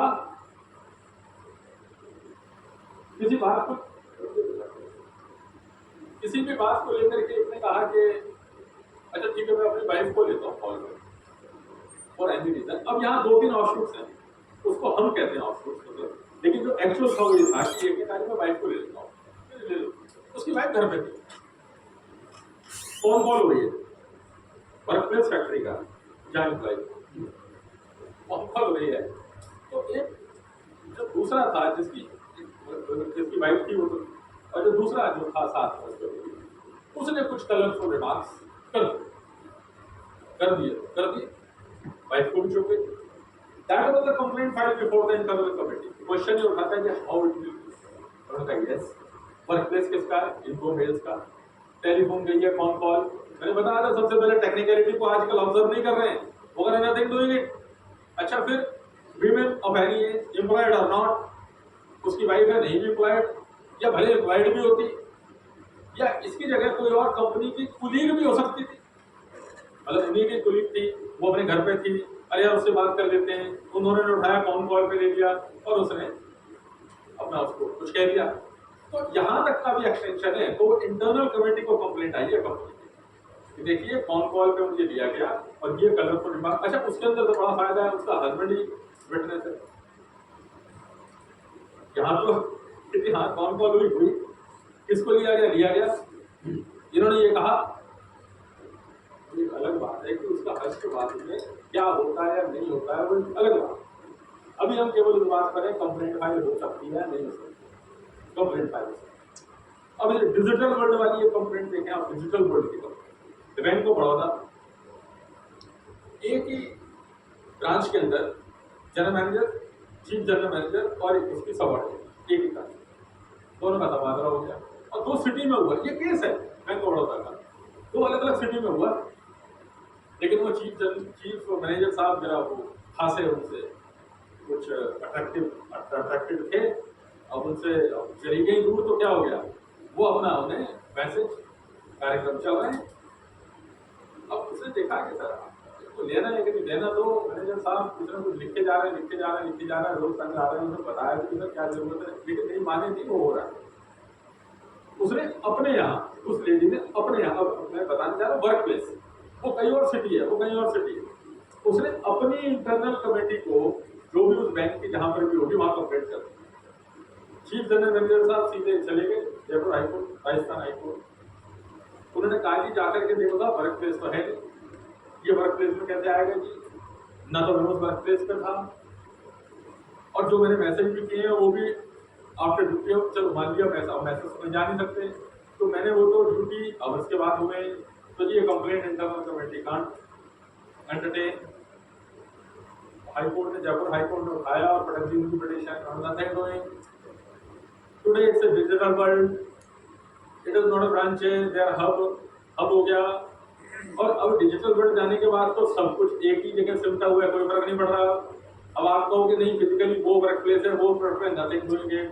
bank of Baroda is completely a work place, क्या उसकी ब्रांचेस नहीं पड़ रही हिंदुस्तान के अंदर, all are connected with the digital world. और आपने उनको मैसेजेस क्यों किए, क्योंकि she was subordinate, you were manager at one place, they were a connection, आप एक और ड्यूटी होकर बात कर रहा हूँ, nothing doing it, petition dismissed. जाकर के इंटरनल कमेटी के सामने जो भी अपने काम करने के वहां कहिएगा। तो ये वर्क प्लेस कहां तक एक्सटेंड किया है इसके अंदर, शाम को गाड़ी दी है जाने के लिए कंपनी में लेडीज, उनके घर छोड़ आप इसमें बैठ के जाइए, इस बैठ के, यानी जब वो सुबह बैठ के आती हैं उनका वर्क प्लेस हो जाता है, यहां से जब जाएंगी तो उनका वर्क प्लेस हो, जब तक वो छोड़ देंगे। तो बहुत उस गाड़ी में अगर कोई हरासमेंट हो जाती है, इधर कंप्लेंट, तो ये बड़ा ना थिन लाइन डिफरेंस आता चला जा रहा है। अब इस समय जितने भी जजमेंट्स आ रहे हैं वो इसलिए आ रहे हैं कि एंटरटेन द कंप्लेंट।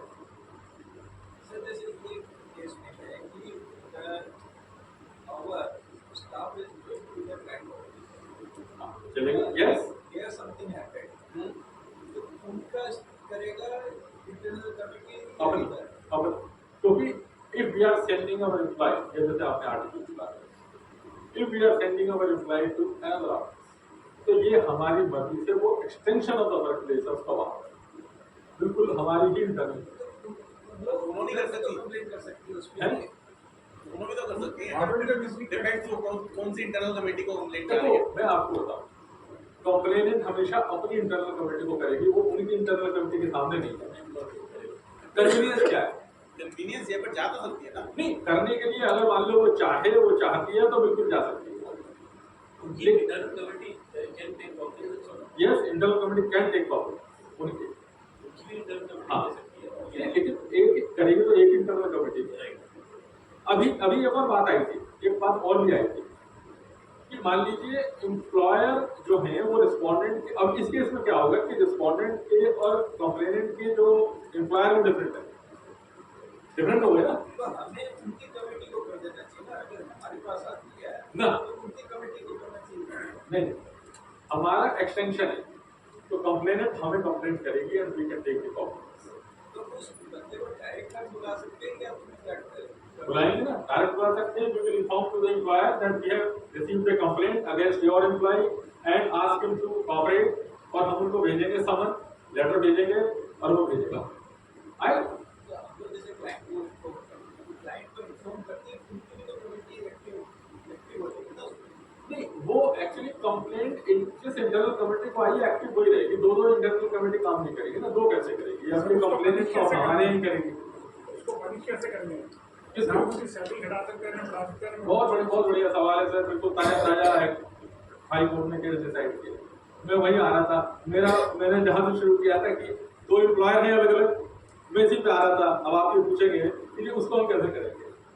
हमारी तो हाई कोर्ट ने, दिल्ली हाई कोर्ट ने केस डिसाइड किया, तो ताजा डिसाइड किया विभूषण मैंने, वहां भी यही था। तो उन्होंने कहा कि कोई भी एम्बार्गो नहीं है, कि उसने कहा है कि recommendations will be given to the employer, ये नहीं लिखा हुआ कि to the employer of the complainant. इस केस में बड़ा सिंपल सा है कि हम हमारी इंटरनल कमेटी से पूरी इंक्वायरी करने के बाद रिकमेंडेशन हम करेंगे, हम अपने एम्प्लॉयर को भेजेंगे, then with a copy to the employer of the respondent also and he will take action. He is bound है सर, लेगा वो एक्शन। तो हाईकोर्ट ने कहा है कि कहीं एक्ट में ये नहीं लिखा कि उन्होंने लिखा है एम्प्लॉयर, उन्होंने बड़ा डिफाइन कर दिया। उनका एम्प्लॉयर कौन? रिस्पोंडेंट का या कंप्लेनेंट का। एक्शन किसके खिलाफ? अगर मान लीजिए कंप्लेनेंट के खिलाफ एक्शन लेना, मान लो झूठी कंप्लेंट है तो अपने एम्प्लॉयर को दे देंगे। अब उसको देनी है तो उसके एम्प्लॉयर को जाएगी कि these are our recommendation and he is bound. वो नहीं करता है। नहीं सर, करना पड़ेगा sir. Then complainant has the right to appeal also. Appeal है सर, तो जो रिकमेंडेशन है वो तो वही करनी पड़ेगी या वही करनी पड़ेगी। Plus minus? ना वही करनी पड़ेगी। अपील कहाँ पे है? हैं? अपील कहाँ पे है? अपील Appellate court है। अजय गोयल साहब, ये अपना round report industrial tribunal number 1 so far as Delhi is concern. Otherwise कानून ये है, तो tribunal which is the appellate tribunal for standing orders, कानून में ये the tribunal which is the appellate authority for the standing orders shall be the appellate authority for this act also. Ajay Goyal is the for standing orders also he is the appellate. हाँ, so he is the। तो दिल्ली के अंदर round court में industrial tribunal number 1 है। अब आपका question है कि जी वो कहेगी मैं तो नहीं करता, इसका मतलब कंप्लेनेंट इज एग्रीड। अगर उस पर एक्शन नहीं होगा तो complainant is agreed, complainant will go in appeal against the respondent and employer के लिए वो एक्शन नहीं लेते। Very important matter. Anyone aggrieved? Anyone? Complainant or respondent is aggrieved by the recommendation. Even the employer of the complainant will be aggrieved. जिसने recommend की internal committee of the employer. Internal committee का role recommendation के बाद खत्म हो जाता है, उसका रोल खत्म। उसके बाद में ये नहीं है कि आप अपील करने के लिए इंटरनल कमेटी को बनाएं या एम्प्लॉयर के थ्रू बनाएं, वो बना सकते हैं, लेकिन कोर्ट को उससे कोई मतलब नहीं होता है। Court never calls the members of the internal committee. वो तो केवल यही होता है कि आप उनको या तो प्रोसीडिंग्स क्वैश करेंगे या फिर, लेकिन इंटरनल कमेटी के मेंबर्स के इट्स इज लाइबिलिटी कि वो थोड़ा ट्रेंड हो। मैं सबको ये बोलूँ कि internal committee members must be trained. क्यों? क्योंकि आपका judgement, who will see your order, who will see the appreciation of the evidence, who will see your the logic behind the judgment or the recommendation? It is the court, appellate authority, and they are court. और उसके बाद सीधा high court भी देखता है। तो भाई आपको इतना ज्यादा कम से कम ट्रेंड होना चाहिए कि आप जो लिखो लॉजिकली तो लिखो। जब हाई कोर्ट का जज देख रहा है, अच्छा मजे की बात है कि कोई भी जज नहीं है इंटरनल कमेटी में, कोई भी जज नहीं है, बट इवन देन इसीलिए इसमें बोलते हैं कि employer is under obligation to give training to the internal committee. हम हर 3 महीने में जहां पर भी हम लोग करते हैं तो हर 3 महीने में लेटेस्ट जजमेंट्स बताते हैं, ये बताते हैं, तो मतलब एक तरीके से तैयार करते हैं कि जब अगर कोई कंप्लेंट आई कभी तो आपने कैसे एक्ट करना है। तो सर इसमें तो अवेयरनेस जैसे प्रिवेंशन प्रोविजन है, इसमें भी तो हमारी बिल्कुल। इंटरनल कमेटी को पहले बोलते थे ICC, इंटरनल कंप्लेंट कमेटी, 2013 16 तक चलता रहा। फिर ये सोचा गया कि the horizon, the functions, the duties of the internal committee should be वाइडेड। पहले क्या होता था, इंटरनल कंप्लेंट कमेटी है जी, लगी है, ये मेंबर है, कंप्लेंट आएगी तो इंटरनल कंप्लेंट कमेटी एक्टिवेट होगी, अदरवाइज नहीं होगी। तो सोचा गया भाई ये सारे दिन मतलब कंप्लेंट आएगी तो होगी, और इनका क्या रोल है। तो उन्होंने क्या किया, पार्लियामेंट ने 2016 के अंदर मई 16 में कंप्लेंट वर्ड को खत्म, डिलीट, अब क्या रह गया, इंटरनल कमेटी। अब इंटरनल कमेटी बनते ही हो गया कि अब केवल ये नहीं है कि अब कंप्लेंट आएगी तो काम करें।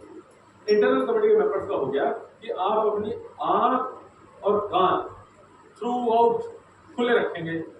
देखिए ऐसा भी बहुत ज्यादा होता है, वक्त एक बात होता है कि बगैर कंप्लेंट के तो कंप्लेंट कमेटी काम नहीं करेगी, लेकिन अगर कहीं पर लग रहा है किसी को असिस्टेंस की जरूरत है और वो कोई लेडी, केस ऐसा भी था कि एक लेडी कंप्लेंट ही नहीं करती और उसकी हरासमेंट हो रही थी, तो उसकी कुलीग ने एक IC कमेटी के पास एक कंप्लेंट डाल दी, ये लिख करके उसे बता दिया, नाम नहीं था, उसे बता दिया कि देखिए इसका हरासमेंट हो रहा है आपके यहाँ और ये कंप्लेंट नहीं कर रही। तो अगर ICC होती, वो कहती हम क्या करेंगे, कंप्लेंट नहीं आई, हमने कुछ नहीं करना। बट ना, इस केस में इंटरनल कमेटी ने इमीडिएटली उस लड़की को अप्रोच किया, क्या बात है, हरासमेंट हो तो रही है, कंप्लेंट क्यों नहीं करती। उसने बताई होगी मजबूरी, फिर उसको काउंसलिंग की गई कि आप चिंता क्यों करती हैं, हम हैं, डोंट वरी, अगर है तो यहाँ ये इंटरनल कमेटी का रूल आ गया। और कंप्लेंट अगर ICC रखोगे आप तो कंप्लेंट आएगी तो एक्ट करेगा, नहीं तो बैठे ही नहीं आप। तो यहाँ फिर क्या हुआ, अब किसी भी कंपनी के रिक्रूटमेंट में इंटरनल कमेटी के मेंबर्स की ये ड्यूटी लगाई गई है कि जब नए रिक्रूट्स आएंगे तो उनका एक मीटिंग लेने के बाद they should be made aware of about this act. और फीमेल्स को ये बताना है कि look, we have a policy of this nature, we have a committee set up for you, if you feel any sort of harassment you can come, this is the notice board. मतलब वो सब बताते हैं, वो उसको बोलते हैं it's a part of the now induction process. और कोर्ट्स ने तो ये कहा है it should be part of the now, it should be, and now it is actually part of the standing order also. Factories में जहां पर standing orders लागू है under industrial employment standing orders act, वहां पर इसको पूरा का पूरा चैप्टर, पूरा का पूरा प्रोसीजर दे दिया। और अपॉइंटमेंट लेटर के अंदर भी वो कहते हैं कि सबके डालो कि in case of any harassment we have a, मतलब आपने make, you must make them aware. तो now it is a part of the induction process also. तो काम तो हो रहा है, लेकिन यह है कि उसके बावजूद भी बहुत सी चीजें अब वो धीरे धीरे तो बहुत सी जगह तो बहुत ज्यादा ही रिलीजियसली फॉलो होता है। अब छोटी छोटी जगह देखिए जो प्रैक्टिकल डिफिकल्टीज है, ये कहते हैं ये कहाँ एप्लीकेबल, जहाँ 10 एम्प्लॉइज है। अच्छा, जरूरी नहीं है कि कोई वीमेन एम्प्लॉई हो, भले एक भी वीमेन एम्प्लॉई ना हो, अगर 100 एम्प्लॉइज है, 100 के 100 मेल है तो अभी ये एप्लीकेबल। ये एक बात है। दूसरी बात, अब आपने कह दिया कि ये 10 लोगों पर applicable, most impractical Wazirpur, Mayapuri, Anand Parbat, हमारे यहाँ जो छोटे छोटे इंडस्ट्रियल एरिया हैं, वहाँ 10-10 आदमियों में ये कमेटी बनेगी। हाँ, नहीं बन ही नहीं सकते एक्चुअली। तो ये कुछ चीजें हैं जिसके आंसर्स हो नहीं सकते, लेकिन चलो ठीक है, कानून बना दिया, लेकिन वो बन ही नहीं सकती ना तो हाईली प्लेस्ड विमेन है, ना NGO, वो करेगा क्या। तो वहां पर ये इसको लागू करना थोड़ा एक मुश्किल है। बस नहीं, अगर वहां किसी को कोई परेशानी तो लोकल कमेटी है, लोकल कमेटी या कोर्ट कोर्ट में तो कोर्ट नहीं है। अगर सेक्सुअल हरासमेंट की कंप्लेंट दर्ज करानी है तो इंटरनल कमेटी, बिल्कुल कोर्ट नहीं तो सीधा पुलिस में जाओ, पुलिस नहीं तो पुलिस में कमेटी है। लोकल कमेटी सर, ये हर एरिया SDM के यहाँ पर लोकल कमेटी बनी। मान लीजिए आपकी मेड ने लगा दिया आपके ऊपर आरोप, तो वो लोकल कमेटी के पर जाएगी, मतलब मेड को भी कवर कर दिया है विमेन के डेफिनेशन, एग्रीड विमेन के definition. Sir, is it not a prescribed act for service rules? क्या मिसकंडक्ट है ना। Is it a सर जो पनिशमेंट होगी, अब जैसे आप मैं आपको थोड़ा सा डिफरेंस होता है, जो गवर्नमेंट ऑर्गेनाइजेशन है वहाँ का क्या कहा गया है कि जो रिकमेंडेशंस है it shall be followed as per the service rules. तो वहाँ रिकमेंडेशन क्या है, शो का नोटिस देना है पहले। अच्छा, उनकी अपेलेट अथॉरिटी आपका ये जो इंडस्ट्रियल ट्रैवलर नहीं है, गवर्नमेंट ऑर्गेनाइजेशन में जैसे आपका ये food corporation of India for example, इसकी अपेलेट अथॉरिटी इनका अपना जीएम है, तो वो as per the service rule लेंगे आप। हाँ, लेकिन प्राइवेट एस्टेब्लिशमेंट में तो क्या है, सर्विस रूल वो तो कहते हैं ठीक है जी रिकमेंडेशन आपकी मानी और आप जाओ, तो आप गोयल साहब के पास चले जाइए, जज साहब के पास। लेकिन जो गवर्नमेंट ऑर्गेनाइजेशन है वहाँ पूरा सिस्टम है पनिशमेंट तक का, शोकाज नोटिस पहले देंगे, डिसिप्लिनरी प्रोसीडिंग को करते हैं, वो डिसिप्लिनरी कमेटी उनकी सीज ऑफ कर लेती है मैटर इंटरनल, तो है डिफरेंस इस तरीके से। तो विमेन हो गया, वर्क प्लेस का भी डेफिनेशन काफी हो गया, इंटरनल कमेटी का पूरा एक रोल है कि आपने सबको सेंसिटाइज करना है, तो अपना करते रहते हैं इंटरनल कमेटी में। प्रोहिबिशन करना है, प्रोहिबिशन ऐसे ही होता है, मैंने देखा है, इसके रिजल्ट भी देखे हैं कि जहाँ पहले कभी भी कहीं कोई किसी प्रकार की अवेयरनेस प्रोग्राम नहीं होते थे, जब हमने वहाँ अवेयरनेस प्रोग्राम शुरू किए तो वहाँ लोगों को मालूम, क्योंकि imparting of the knowledge, gaining of the knowledge ultimate, क्योंकि नॉलेज ही नहीं होगी तो कहाँ पहुंचेंगे, तो नॉलेज होगी तो फिर वो काम करती है, सबको समझना है। जैसे you are saying with more than 10 people या 10 है, then it is applicable. So who will check it? Who is the authority? Sir For जैसे example, there is a CFO, there are 20. कौन चेक, यस दे कैन, देखिए अब इसका मैं example देता हूँ कैसे होता है।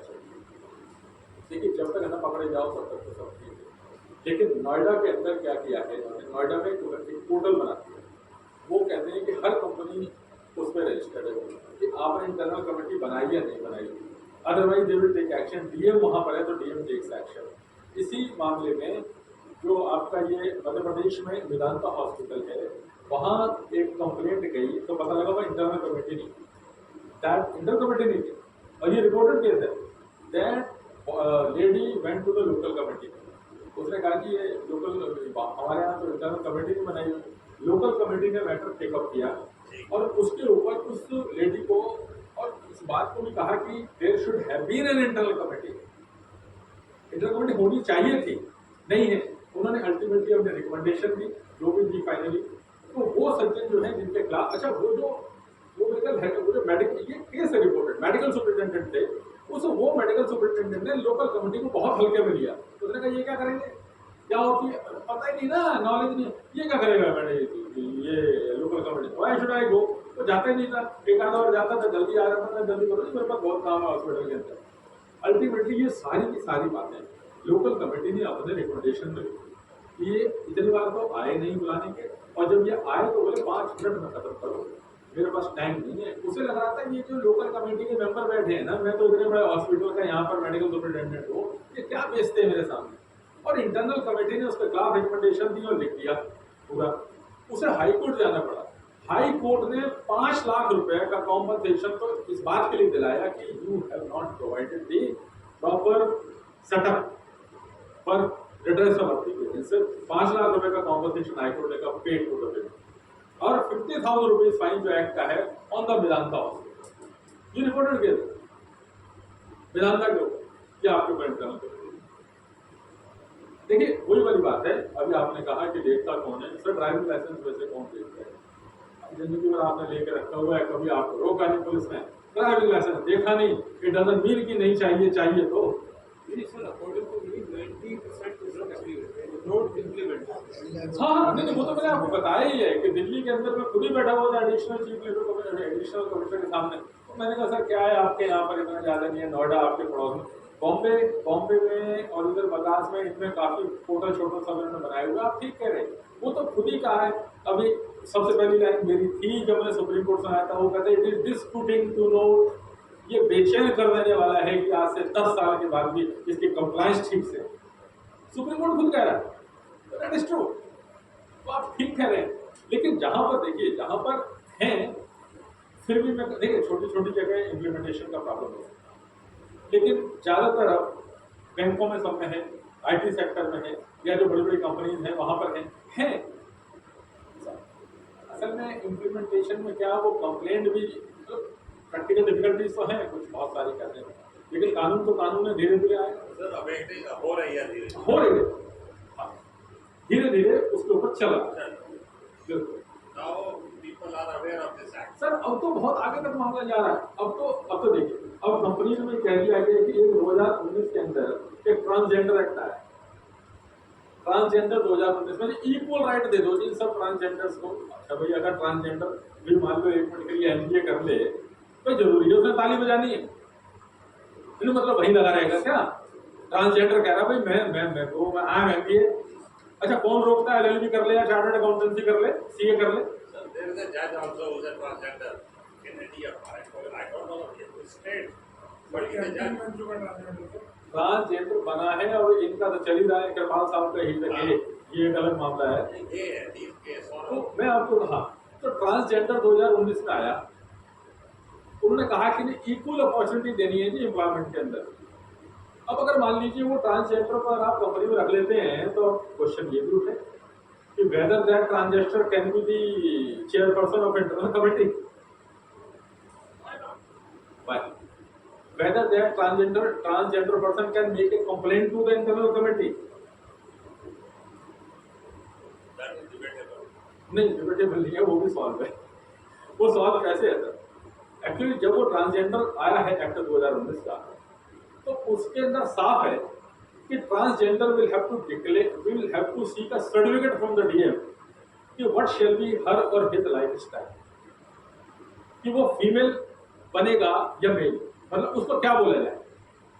तो एक सर्टिफिकेट इशू करता है DM कि she will live like a female, feminine qualities है, और ये फीमेल की तरह रहेगा, इसकी वेशभूषा फीमेल रहेगी लाइक।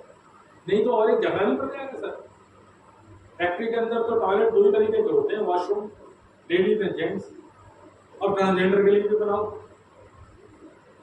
डिसेबल के लिए भी बनाओ, बच्चे के लिए भी बनाओ। साला तो कितने बाथरूम बनेंगे? Disabled के लिए तो है। नहीं, डिसेबल्ड के लिए तो चलो एक अलग बात है, लेकिन ट्रांसजेंडर किसमें जाएगा? वो कैसे उसको डिफाइन करेगा अपने आप को? एक सर्टिफिकेट लेना पड़ रहा है सर। इज लाइक से एक कंपनी के अंदर एक लेडी के अपॉइंटमेंट हुई, उसको बोला जी आपने प्रोविडेंट फंड के फॉर्म भर दीजिए। नहीं, वो भर ही रहा था, कह रहे जी मैं भर लेता हूँ, ये मेरे सामने भर दीजिए, भरने लगे। उसने अपने हस्बैंड के नेम पर लिख दिया संगीता देवी। उसने देखा, गलत लिख दिया, संगीता देवी। फिर नहीं, मेरे हस्बैंड है संगीता देवी जो हस्बैंड हो तो भी समझा नहीं, मेरे को नहीं समझ में आया। उसने कहा जी सेम सेक्स मैरिज है। अच्छा जी, सेम सेक्स मैरिज है तो हस्बैंड में फिर कैसे लिखोगे जी? उसने उठाया सर्टिफिकेट बताया। आज भी ये स्पेशल जो सर्टिफिकेट्स आपको मैरिज के मिलते हैं उसमें एक हस्बैंड की जगह होती है, वाइफ भी हस्बैंड हुई वाइफ। सर ये जो इधर उधर जा रहा है ना, LGBT, सेम सेक्स, गे, ये सारे नाटक होंगे सर। अभी लीगलाइज थोड़ी है इंडिया में ना। मैं लीगलिटी में नहीं जा रहा हूँ, कैसे आगे नहीं सेम सेक्स मैरिज तो हो रही है, और नहीं वो कर ले अलग बात, लेकिन सर्टिफिकेट तो नहीं है कि नहीं सर्टिफिकेट देगा ना वो, शी और ही हैज टू डिक्लेयर। आप मना नहीं कर सकते सर, वो करेगा, वो उसको एक हस्बैंड और एक वाइफ लिखना पड़ रहा है कि हस्बैंड कौन होगा, वाइफ कौन होगा, तो वो लिख रहे हैं। क्या करोगे? अच्छा, सेम सेक्स मैरिज अगर हो गई तो क्या एम्प्लॉयमेंट नहीं दोगे? PF का फॉर्म नहीं भरोगे? क्या करोगे? क्या मतलब क्या कह सकते हैं आप कि प्रोविडेंट का फॉर्म नहीं भरूंगा, तेरे तो सेम सेक्स मैरिज है। नहीं फॉर्म तो भरेगा, पर दिक्कत क्या है? जो अल्ट्रा वायरस है लॉ के, वो कैसे दिखाएगा? अल्ट्रा वायरस कहाँ डिक्लेयर हुआ? अल्ट्रा वायरस देखो, रेगुलेशन की बात हो रही है, it is not ultra vires. Ultra vires तो जब हो जब कोई डिक्लेयर करे, अल्ट्रा वायरस कहाँ है? अभी तो ये कह रहे हैं रिकॉग्नाइज करो हमें।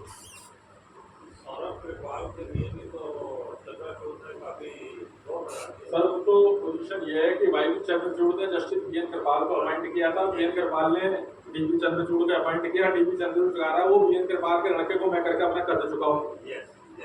वो तो ये कहानी हो रही है, लेकिन वो है कि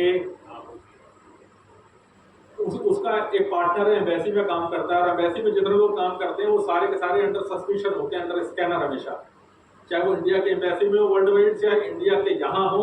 एम्बेसी में ऐसे लोगों को रखा जाता है कि जो खुफिया टाइप के हैं, और वो वहाँ काम करता है। वो कह रहा है लो जी मेरा फॉरन पार्टनर है, आप मेरे को जल्दी बना रहे हैं। 4 बार रिकमेंडेशन हो चुकी है जस्टिस कृपाल की, 4 बार डिक्लाइन मोदी गवर्नमेंट कह रही है साले इसको तेरे को जल्दी बनाएंगे। नाटक चल रहा है सर, उनके अपने मतलब वो अपने तर्क दे रहे हैं खड़े खड़े अपने फेवर के अंदर। तो ये एक्ट बिल्कुल ठीक है, लेकिन है बड़ा सेंसिटिव है, समझना भी बड़ा जरूरी है और समझ आना भी चाहिए। एंड बीके चार्टर्ड अकाउंटेंट एंड बीके लॉयर जो लोग इंडस्ट्रीज के साथ में है, ये वहां के लिए तो बहुत ही ज्यादा है। लेकिन अब धीरे धीरे वो ठीक है, आपकी बात अवेयरनेस हो रही है, लोग काम कर रहे हैं, और मैं समझता हूँ धीरे धीरे इस वाले एक्ट को और अच्छे ढंग से, और अब तो केवल इसी एक्ट को पर ट्रेनिंग देने के लिए अब बहुत से हमारे यहाँ एडवोकेट्स की कंपनीज में आपको बताऊं सब कुछ काम नहीं करते, केवल इसी काम पे लगे हैं। एनजीओ के साथ एसोसिएटेड हो गए, 2-4 अपने लोगों को एनजीओ के साथ एसोसिएटेड कर दिया, उनको वहां बनवा दिया और केवल ट्रेनिंग दे रहे हैं। सारे यही करते रहते हैं, ट्रैवल और यही सिखा रहे हैं सबको, मतलब मुकदमे नहीं कर रहे हैं। एक नई ब्रांच है ये, एक तरीके से इसको ट्रेनिंग देना, ये अपनी तरीके से चलती है। लेकिन समझना बड़ा जरूरी है इस एक्ट को, और समझ ये है कि जब अपने ऊपर कभी आ पड़ती है तो जल्दी समझ में आती है, तो फटाफट आदमी पढ़ देता है। मेरे ऊपर रिसेंटली किसी वर्कर ने कंप्लेंट कर दिया और दिल्ली बार काउंसिल अच्छा एडवोकेट एक्ट खरीद के ले आया। अच्छा नहीं क्या मेरे ऊपर कैसे कर दिया, मुझे डिस्चार्ज कर दिया लास्ट ईयर में। हाँ वो करेंगे। हाँ मतलब I sent my reply, I appeared there. So on the second date they said you are discharged. But I had to buy the act and read it thoroughly. उठते हुए एक बार और इधर जब एक आध बार मिसकंडक्ट के चलते मेरे को चल चुके हैं बार काउंसिल के अंदर, किसी न किसी बात पे चल जाता मैं ये कंप्लेंट करते वकील मुझे धमकी देते और मेरे वकीलों को खरीद लेते। अच्छा अब मैं इसका और अपने वकीलों को भी पार्टी बना दिया। अब इस एक्ट में एक बहुत क्वेश्चन उठा करते थे कि whether the complainant can go to police also instead of internal committee. बड़ा इंपॉर्टेंट क्वेश्चन था। एक इंटरनल कमेटी के पास नहीं गई और उसने उठा करके सीधा पुलिस को या विमेन सेल को कर दी। मतलब विमेन सेल में कोई भी लेडी जाएगी, कुछ भी कंप्लेंट ले लेंगे, पुलिस में जाएगी, पुलिस में ले लेंगे, लेने को कोई बनाई नहीं जाओ। तो उस पर एक बॉम्बे हाई कोर्ट की पीछे रूलिंग आई थी कि if the complaint of sexual harassment at work place, अगर ये वर्क प्लेस वाली कंप्लेंट है तो it will be pending before any authority, it will have to be transferred to the first internal committee, या internal committee को पहले मौका देना पड़ेगा कि आप वर्क प्लेस की अपनी इस मामले को जो भी रिकमेंडेशन देंगे फिर उसको देखें। फिर भी कई केसों में क्या हुआ, FIR भी हो गई। अब FIR ये जानते हैं सब एडवोकेट्स कि अगर FIR का नंबर लग जाए, मतलब एक बार FIR नंबर लग जाए जैसे हम लोग बोलते हैं, फिर उसे तो बंद नहीं कर सकते, सीधा हाई। अब ऐसे ही एक केस में अभी ऑनरेबल दिल्ली हाई कोर्ट ने भी डिसाइड किया कर्नाटक या इसी मामले को इंटरनल कमेटी के पास में एक सेट ऑफ एलिगेशंस आ गए कि ये एलिगेशंस है जी सारे, सेम सेट ऑफ एलिगेशंस को उठा करके पुलिस में भी दिया ही हो, पुलिस ने FIR भी कर दी। अब इस केस में क्या होता है, internal committee will have to write to the police की जस्ट वेट फॉर अवर, तो वो उसको वेट करते हैं भाई since it is a matter pertaining to your work place. अच्छा ये बनाया भी इसलिए गया है कि लोग भाग भाग के पुलिस में न जाए, नहीं तो पुलिस में जाएंगे, पुलिस सारे दिन, ये पुलिस का काम करने के लिए बनाया गया है कि जो वर्क प्लेस पर जो होंगे छोटी छोटी बातों के लिए रोज पुलिस आती रहेगी, रोज इंटरफेरेंस होती रहेगी, तो वर्क प्लेस पर एक इंटरनल कमेटी दे दी, उसको जज की पावर दे दी कि अब सारा का सारा यहीं पर सॉल्व। ट्रेनिंग भी होती है, नहीं ट्रेनिंग होती है ना सर, हर 3 महीने में करते हैं आप लोग, जहाँ पर हैं हम लोगों को बुलाते हैं, वो बहुत जरूरी है। हाँ अब FIR हो गई, सेम सेट ऑफ फैक्ट्स, ये किया ये किया ये किया, इधर इंटरनल कमेटी के पास भी है, ये किया ये किया ये किया। कई केस ऐसे हुए, पुलिस को लिख दिया कि भाई we are seized of the matter, we are taking care, हमारा 90 डेज का टाइम है, after deciding it we will make the recommendations and we will and report will be also आपको मिल जाए। उसके अंदर कुछ केसों में complaint was found to be false और उसको एक्सोनरेट कर दिया। अब क्वेश्चन ये आया कि whether the FIR on the same set of facts should continue. अरे एक जगह तो आपको छोड़ दिया वर्क प्लेस पर, लेकिन तो यहाँ पर हाई कोर्ट के सामने मसला गया, दिल्ली हाई कोर्ट के सामने जो गया वो क्वैश कराने के लिए गया कि look I have been exonerated, these allegations she could not prove before the internal committee, so now the same set of facts shall be abused of the court, इसको आप क्वैश करें। तब हाई कोर्ट वहां पर कहता है कि yes thus on same set of facts should not be continue, लेकिन उन्होंने साथ में एक बात कही है जो मैं फिर इंटरनल कमेटी के मेंबर्स को कहता हूं, उन्होंने कहा है if the inquiry has been conducted by the internal committee members properly, fairly, after appreciation of all the facts, with unbiasedness, with impartiality, without favoritism, so we will look into it. वो गोयल साहब देखेंगे। नहीं, यहाँ FIR को cash कराने के लिए okay. तो गोयल साहब की खुद एक्सोनरेट हो गया ना, तो हाई कोर्ट कहता है कि इट इज द, अगर इंटरनल कमेटी ने अच्छे ढंग से की, अब अच्छे ढंग से कैसे होगी कि भैया आप अच्छे ढंग से, तो प्रिंसिपल नेचुरल जस्टिस ये आपको दिखाना है, तो इसीलिए मैं कहता हूं कि इंटरनल अगर वो 482 में क्वैश कराने के लिए जाएगा तो अच्छा ढंग कौन देखेगा? हाई कोर्ट का जज। तो हाई कोर्ट का जज देखेगा तो कैसे देखेगा? तो आपको करनी तो आनी चाहिए, तभी मैं कहता हूं कि इंटरनल कमेटी को ट्रेनिंग चाहिए उस काम के लिए। No no no, it is never, report will be seen. और अच्छा, वो भी हाई कोर्ट के जज भी ऐसा नहीं देखते, उन्हें भी पता है कि इंटरनल कमेटी के जो मेंबर्स हैं ये जजेस नहीं है, बट एक फेयर प्रोसीजर अडॉप्ट हुआ या नहीं हुआ, प्राइमा फेसाई देखते हैं। प्राइमा फेसाई एंड प्रोबेबिलिटी भी देख लेते हैं कि प्रोबेबिलिटी है नहीं है क्या है। तो अगर वो ये कहते हैं कि अच्छे ढंग से इंक्वायरी हुई है उनके अकॉर्डिंगली, तो FIR will not continue, FIR quash कर, यानी FIR क्वैश होगी किस पर? इंटरनल कमेटी की रिपोर्ट के आधार पर, अगर सेम सेट ऑफ फैक्ट्स हैं तो।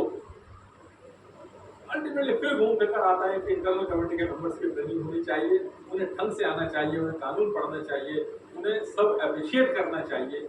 इसीलिए इंटरनल कमेटी के मेंबर्स को बड़ा सोच विचार करके बनाना चाहिए अपनी committee.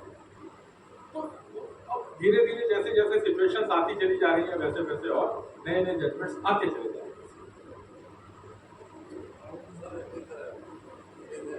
Basic feature of a democratic society, sir GST के ऊपर भी आ रही है जजमेंट्स, हाँ, अरे ये एक्ट के ऊपर भी आ रही है। और अब जो इन्होंने IPC CRPC एविडेंस एक्ट को चेंज किया है ना, अगले आने वाले कुछ वर्ष इसकी इंटरप्रिटेशन में लगेगी, मतलब इंटरप्रिटेशन में लग जाएंगे, क्योंकि अभी तो सबके दिमाग में क्या 302 फिल्म के अंदर भी डायलॉग 302 का होता था, दिमाग में भी होता था 302 लग गई और 302 का मुजरिम है, मतलब बात ही ऐसी करते थे। अब वो सब बदल जाएंगे सेक्शन, 101 आ गया। वो पता नहीं कौन सा सेक्शन आ रहा है, नॉट येट रेड, बदल जाएगा। तो स्टैंडिंग कमेटी के पास गया था। हाँ, अभी तो 6 महीने लग जाएंगे। नहीं अभी टाइम लगेगा, लेकिन आ ही जाएगा ना सर, जब एक मूव हो गया है तो आएगा। अगर इलेक्शन आ गया तो इलेक्शन आ जाएगा तो थोड़ा भी रुकेगा।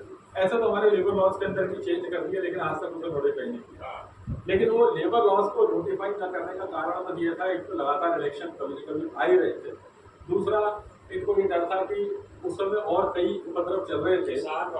हाँ, तो अब ये उपद्रव चल रहे थे, ऐसा ना हो ये ट्रेड यूनियन भी उठा लें झंडा, तो यार ये वाला सेक्शन है किसानों का चल रहा है, कभी कुछ चल रहा है, तो यार ये वाला सेक्शन बैठा ही, इस वाले सेक्शन को भी खड़ा कर देंगे, तो इसलिए वो उसे थोड़ा थोड़ा। लेकिन IPC में कौन कोई कैदी थोड़ी खड़े होंगे, IPC CRPC अमेंड करने में कौन खड़ा होगा? उसमें वकील खड़े नहीं, वकील बिल्कुल नहीं खड़े होंगे, वकील को खड़ा होगा। मैंने सुना है उनका भी कुछ वकीलों के ऊपर भी टाइम कर रहे हैं। वकीलों को भी इसमें वकीलों को और जजेस को Responsible कर रहे हैं। उसके अंदर लेके आ रहे सर हैं। टाइम बाउंड बहुत सारी जगह पर है, लेकिन वो टाइम बाउंड जजमेंट्स के लिए 3 साल का टाइम दिया है। 3 साल का करना है फाइनल। ट्रायल खत्म करके तो 3 मतलब साल का जजमेंट कंपलसरी वो है। लिखा है कि 1 महीने में जजमेंट देना है और 3 महीने मतलब 3 साल में शायद 3 महीने में तो होने नहीं वाला, 3 3 साल में ट्रायल खत्म करने को मन है। लेकिन ऐसा होता है उसके साथ एक और बात भी होती है, एक जीरो FIR कहीं से भी करवा सकते हो आप। कहीं से। वो तो अभी भी है। पता नहीं इसमें कह नहीं रहे अभी नहीं, वो अब कानून बना देंगे, ये करते नहीं है ना जीरो FIR। ये इधर इस साल में जाओ उस साल में जाओ यही करते रहते हाँ ये करते रहते हैं, लेकिन जीरो FIR का तो आज भी चलन है कि जीरो जहाँ पर हो वहाँ पर करवाओ, उसके बाद ट्रांसफर हो जाती है। और एनीथिंग एल्स या अभी अभी क्या है सर टाइम है? अच्छा, क्वेश्चन ऐसे होते हैं, यहाँ से अक्सर कॉल आती रहती है, वहाँ से कॉल कर रहे हैं विभिन्न इंटरव्यू भी हो सकती है, वो किसी के पास कॉल करती है और वहाँ पर वो हेरासमेंट हो जाता है। कैसे हेरासमेंट कस्टमर के द्वारा कैसे सीधा बोलता है ऐसा। देखिए इम्प्लीमेंटेशन में किसी चीज़ें जरूर है। अगर आप कॉल सेंटर की बात करेंगे तो एक कस्टमर क्या कह रहा है क्या नहीं कह रहा है कि how much it shall be visible, हालांकि देखा जाए तो उस व्यक्ति का तो वर्क प्लेस है जहाँ से वो कॉल कर रही है, देखा जाए करने को तो कंप्लेंट कर सकती है कि कस्टमर ने कस्टमर जो है वो तो एजेंट और वो मालूम नहीं कि वो कस्टमर कहाँ बैठा है, उसको पकड़ना थोड़ा सा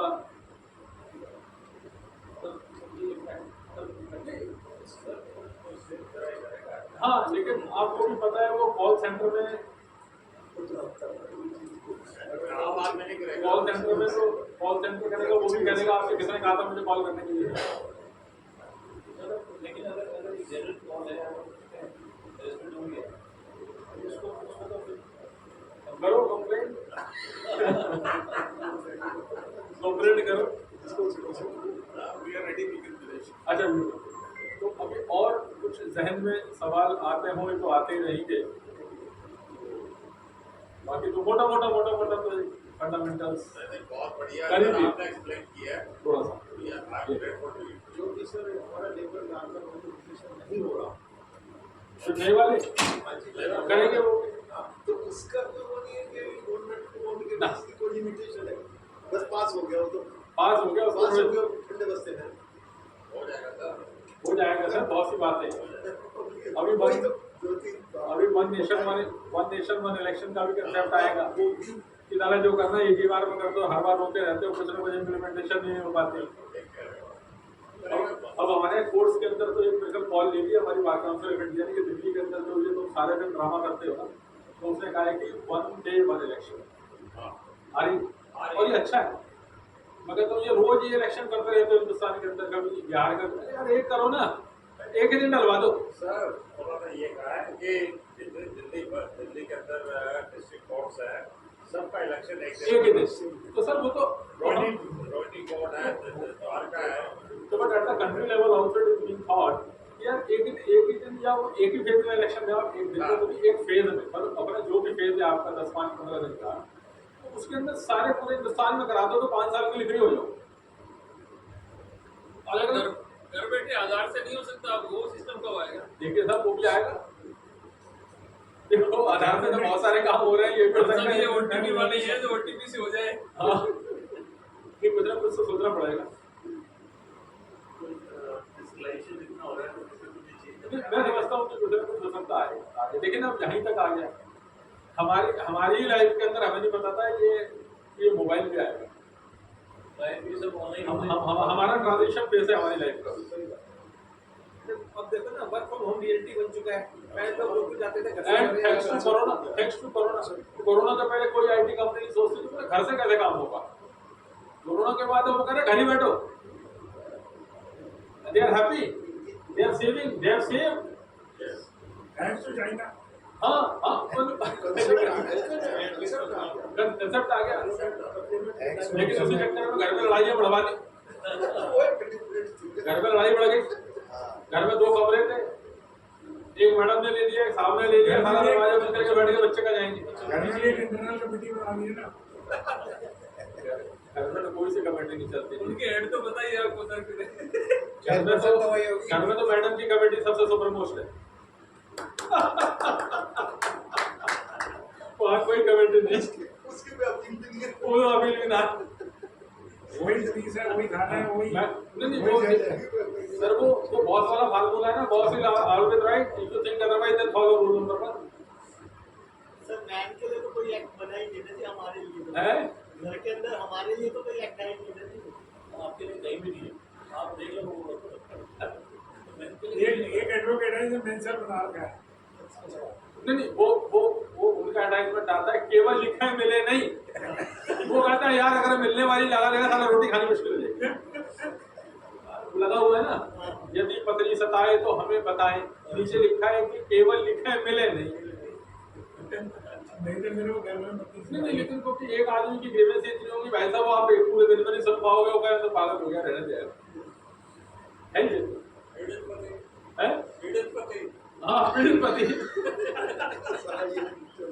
पीड़ित पति। सर मेरे ख्याल से काफी कुछ ठीक है, और fundamentals I think I could basic थोड़ा सा अंडरस्टैंड करने के लिए तो एक थोड़ा खाका ठीक दिया, बाकी तो ये और कंटिन्यू प्रोसेस है, चलती रहेगी। हाँ बस कोशिश ये रहता है कि जब भी कोई डिलीवर करे तो पहुंच जाए बस, और तो क्या, और पहुंच जाए बस। आप बाकी एक्ट में और क्या है सर, बाकी और क्या है इसमें जैसे आपका 30 सेक्शन है, इसमें और क्या है? सर ये रजिस्टर्ड स्टडी सेक्शन में सर पनिशमेंट्स हैं, कॉन्फिडेंशियलिटी है, पनिशमेंट है, किसी के एक्ट के अंदर बहुत सारे सेक्शन होते हैं, और उसके अंदर ये भी रूल्स, ये बाकी 14 रूल्स हैं। एनुअल रिटर्न कैसे भरी जाएगी, कब भरी जाएगी, SSB रिटर्न भी है। हाँ एनुअल रिटर्न जा, तो वही है, उसी को लेकर के सारे इंटरनल कमेटी रजिस्टर कहाँ होती है? जी इंटरनल कमेटी रजिस्टर कहाँ होती है? नहीं, इंटरनल कमेटी को रजिस्टर कराने की जरूरत है। ये भी ये जब बनाएंगे अपना खुद ही अपना खुद बनाते हैं आप, मिनट्स बनाते हैं, मिनट्स बनेंगे सर, रजिस्ट्रेशन की जरूरत नहीं। रजिस्ट्रेशन कहीं नहीं होता। ना रजिस्ट्रेशन पे, पर वो रजिस्ट्रेशन नहीं है, एनुअल रिपोर्ट में जाएगा। किसको जाएगा? ये इनका यहाँ हमारे दिल्ली में तो हर एक जगह SDM area wise SDM office है, इन्हीं को जाके रहता है। तो इनके पता नहीं कोई रजिस्ट्रेशन कहीं नहीं होती, हमने इंटरनल कमेटी बना रखी है अपनी। सर ये लोग ना दिल्ली में मतलब आप भेज दें तो भेज दें, नहीं भेजें, लेकिन आजकल क्यों भेज रहे हैं आप देखें, वो जो आप लोग को मालूम होगा सोशल सिक्योरिटी ऑडिट होता है कंपनियों का, तो वो सबसे बड़ा इंस्पेक्टर है। आपने एक्सपोर्ट करना है, इम्पोर्ट करना, सबसे बड़ा इंस्पेक्टर तो वो जैसे एनुअल रिपोर्ट हमने भेज दी है, अगर नहीं भेजी तो उनको कैसे पता चलेगा? नहीं आप ठीक कह रहे हो, बिल्कुल नहीं पता लगेगा। इसीलिए इसको एक्चुअली नोएडा में तो उन्होंने क्या हुआ है, वो अपना एक पोर्टल बनाया हुआ है, उन्होंने डेट टाइम किया हुआ है, सारी कंपनियों ने वहाँ रजिस्टर कराया हुआ है, और जिसकी नहीं आती उसी के खिलाफ एक्शन लेते हैं वो। लेकिन यार दिल्ली में अभी दिल्ली में इतना नहीं, दिल्ली में तो मैंने देखा बहुत सारी कंपनी तो कंपल्शन पे भेज रही है, उनके सोशल ऑडिट्स आती हैं, सोशल ऑडिट जो होती है वो कहते हैं कहाँ है जी आपकी, तो तब वो करते हैं वो ये है। बाकी कंपनी सबसे पहले तो वैसे चार्टर्ड अकाउंटेंट से ही पूछती है sir, the first consultant is the chartered accountant, मेरा ही मानना है। वकीलों के पास तो बाद में जाते हैं, उनको कोई आफत आएगी सबसे आपसे ही पूछेंगे सबसे पहले कि साहब ये हो गया। तो sir thank you very much for listening me, for spending time.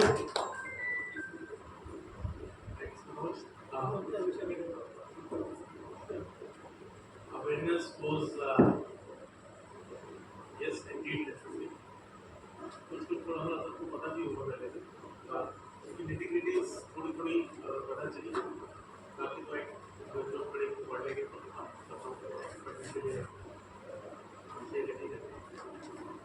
Thank you very much. Thanks all of you. Let's enjoy our dinner, and next session is on next Saturday on 19th. Exhorting to उसमें lot of technical Thank you, sir.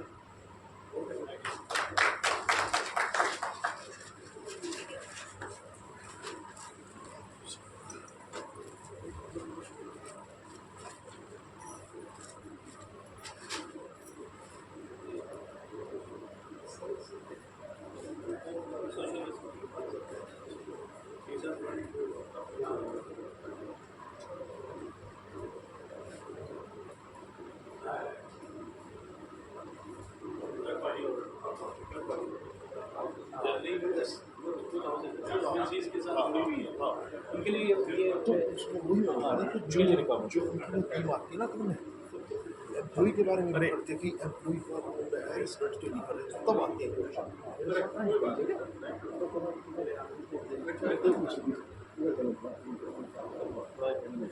Thank you so much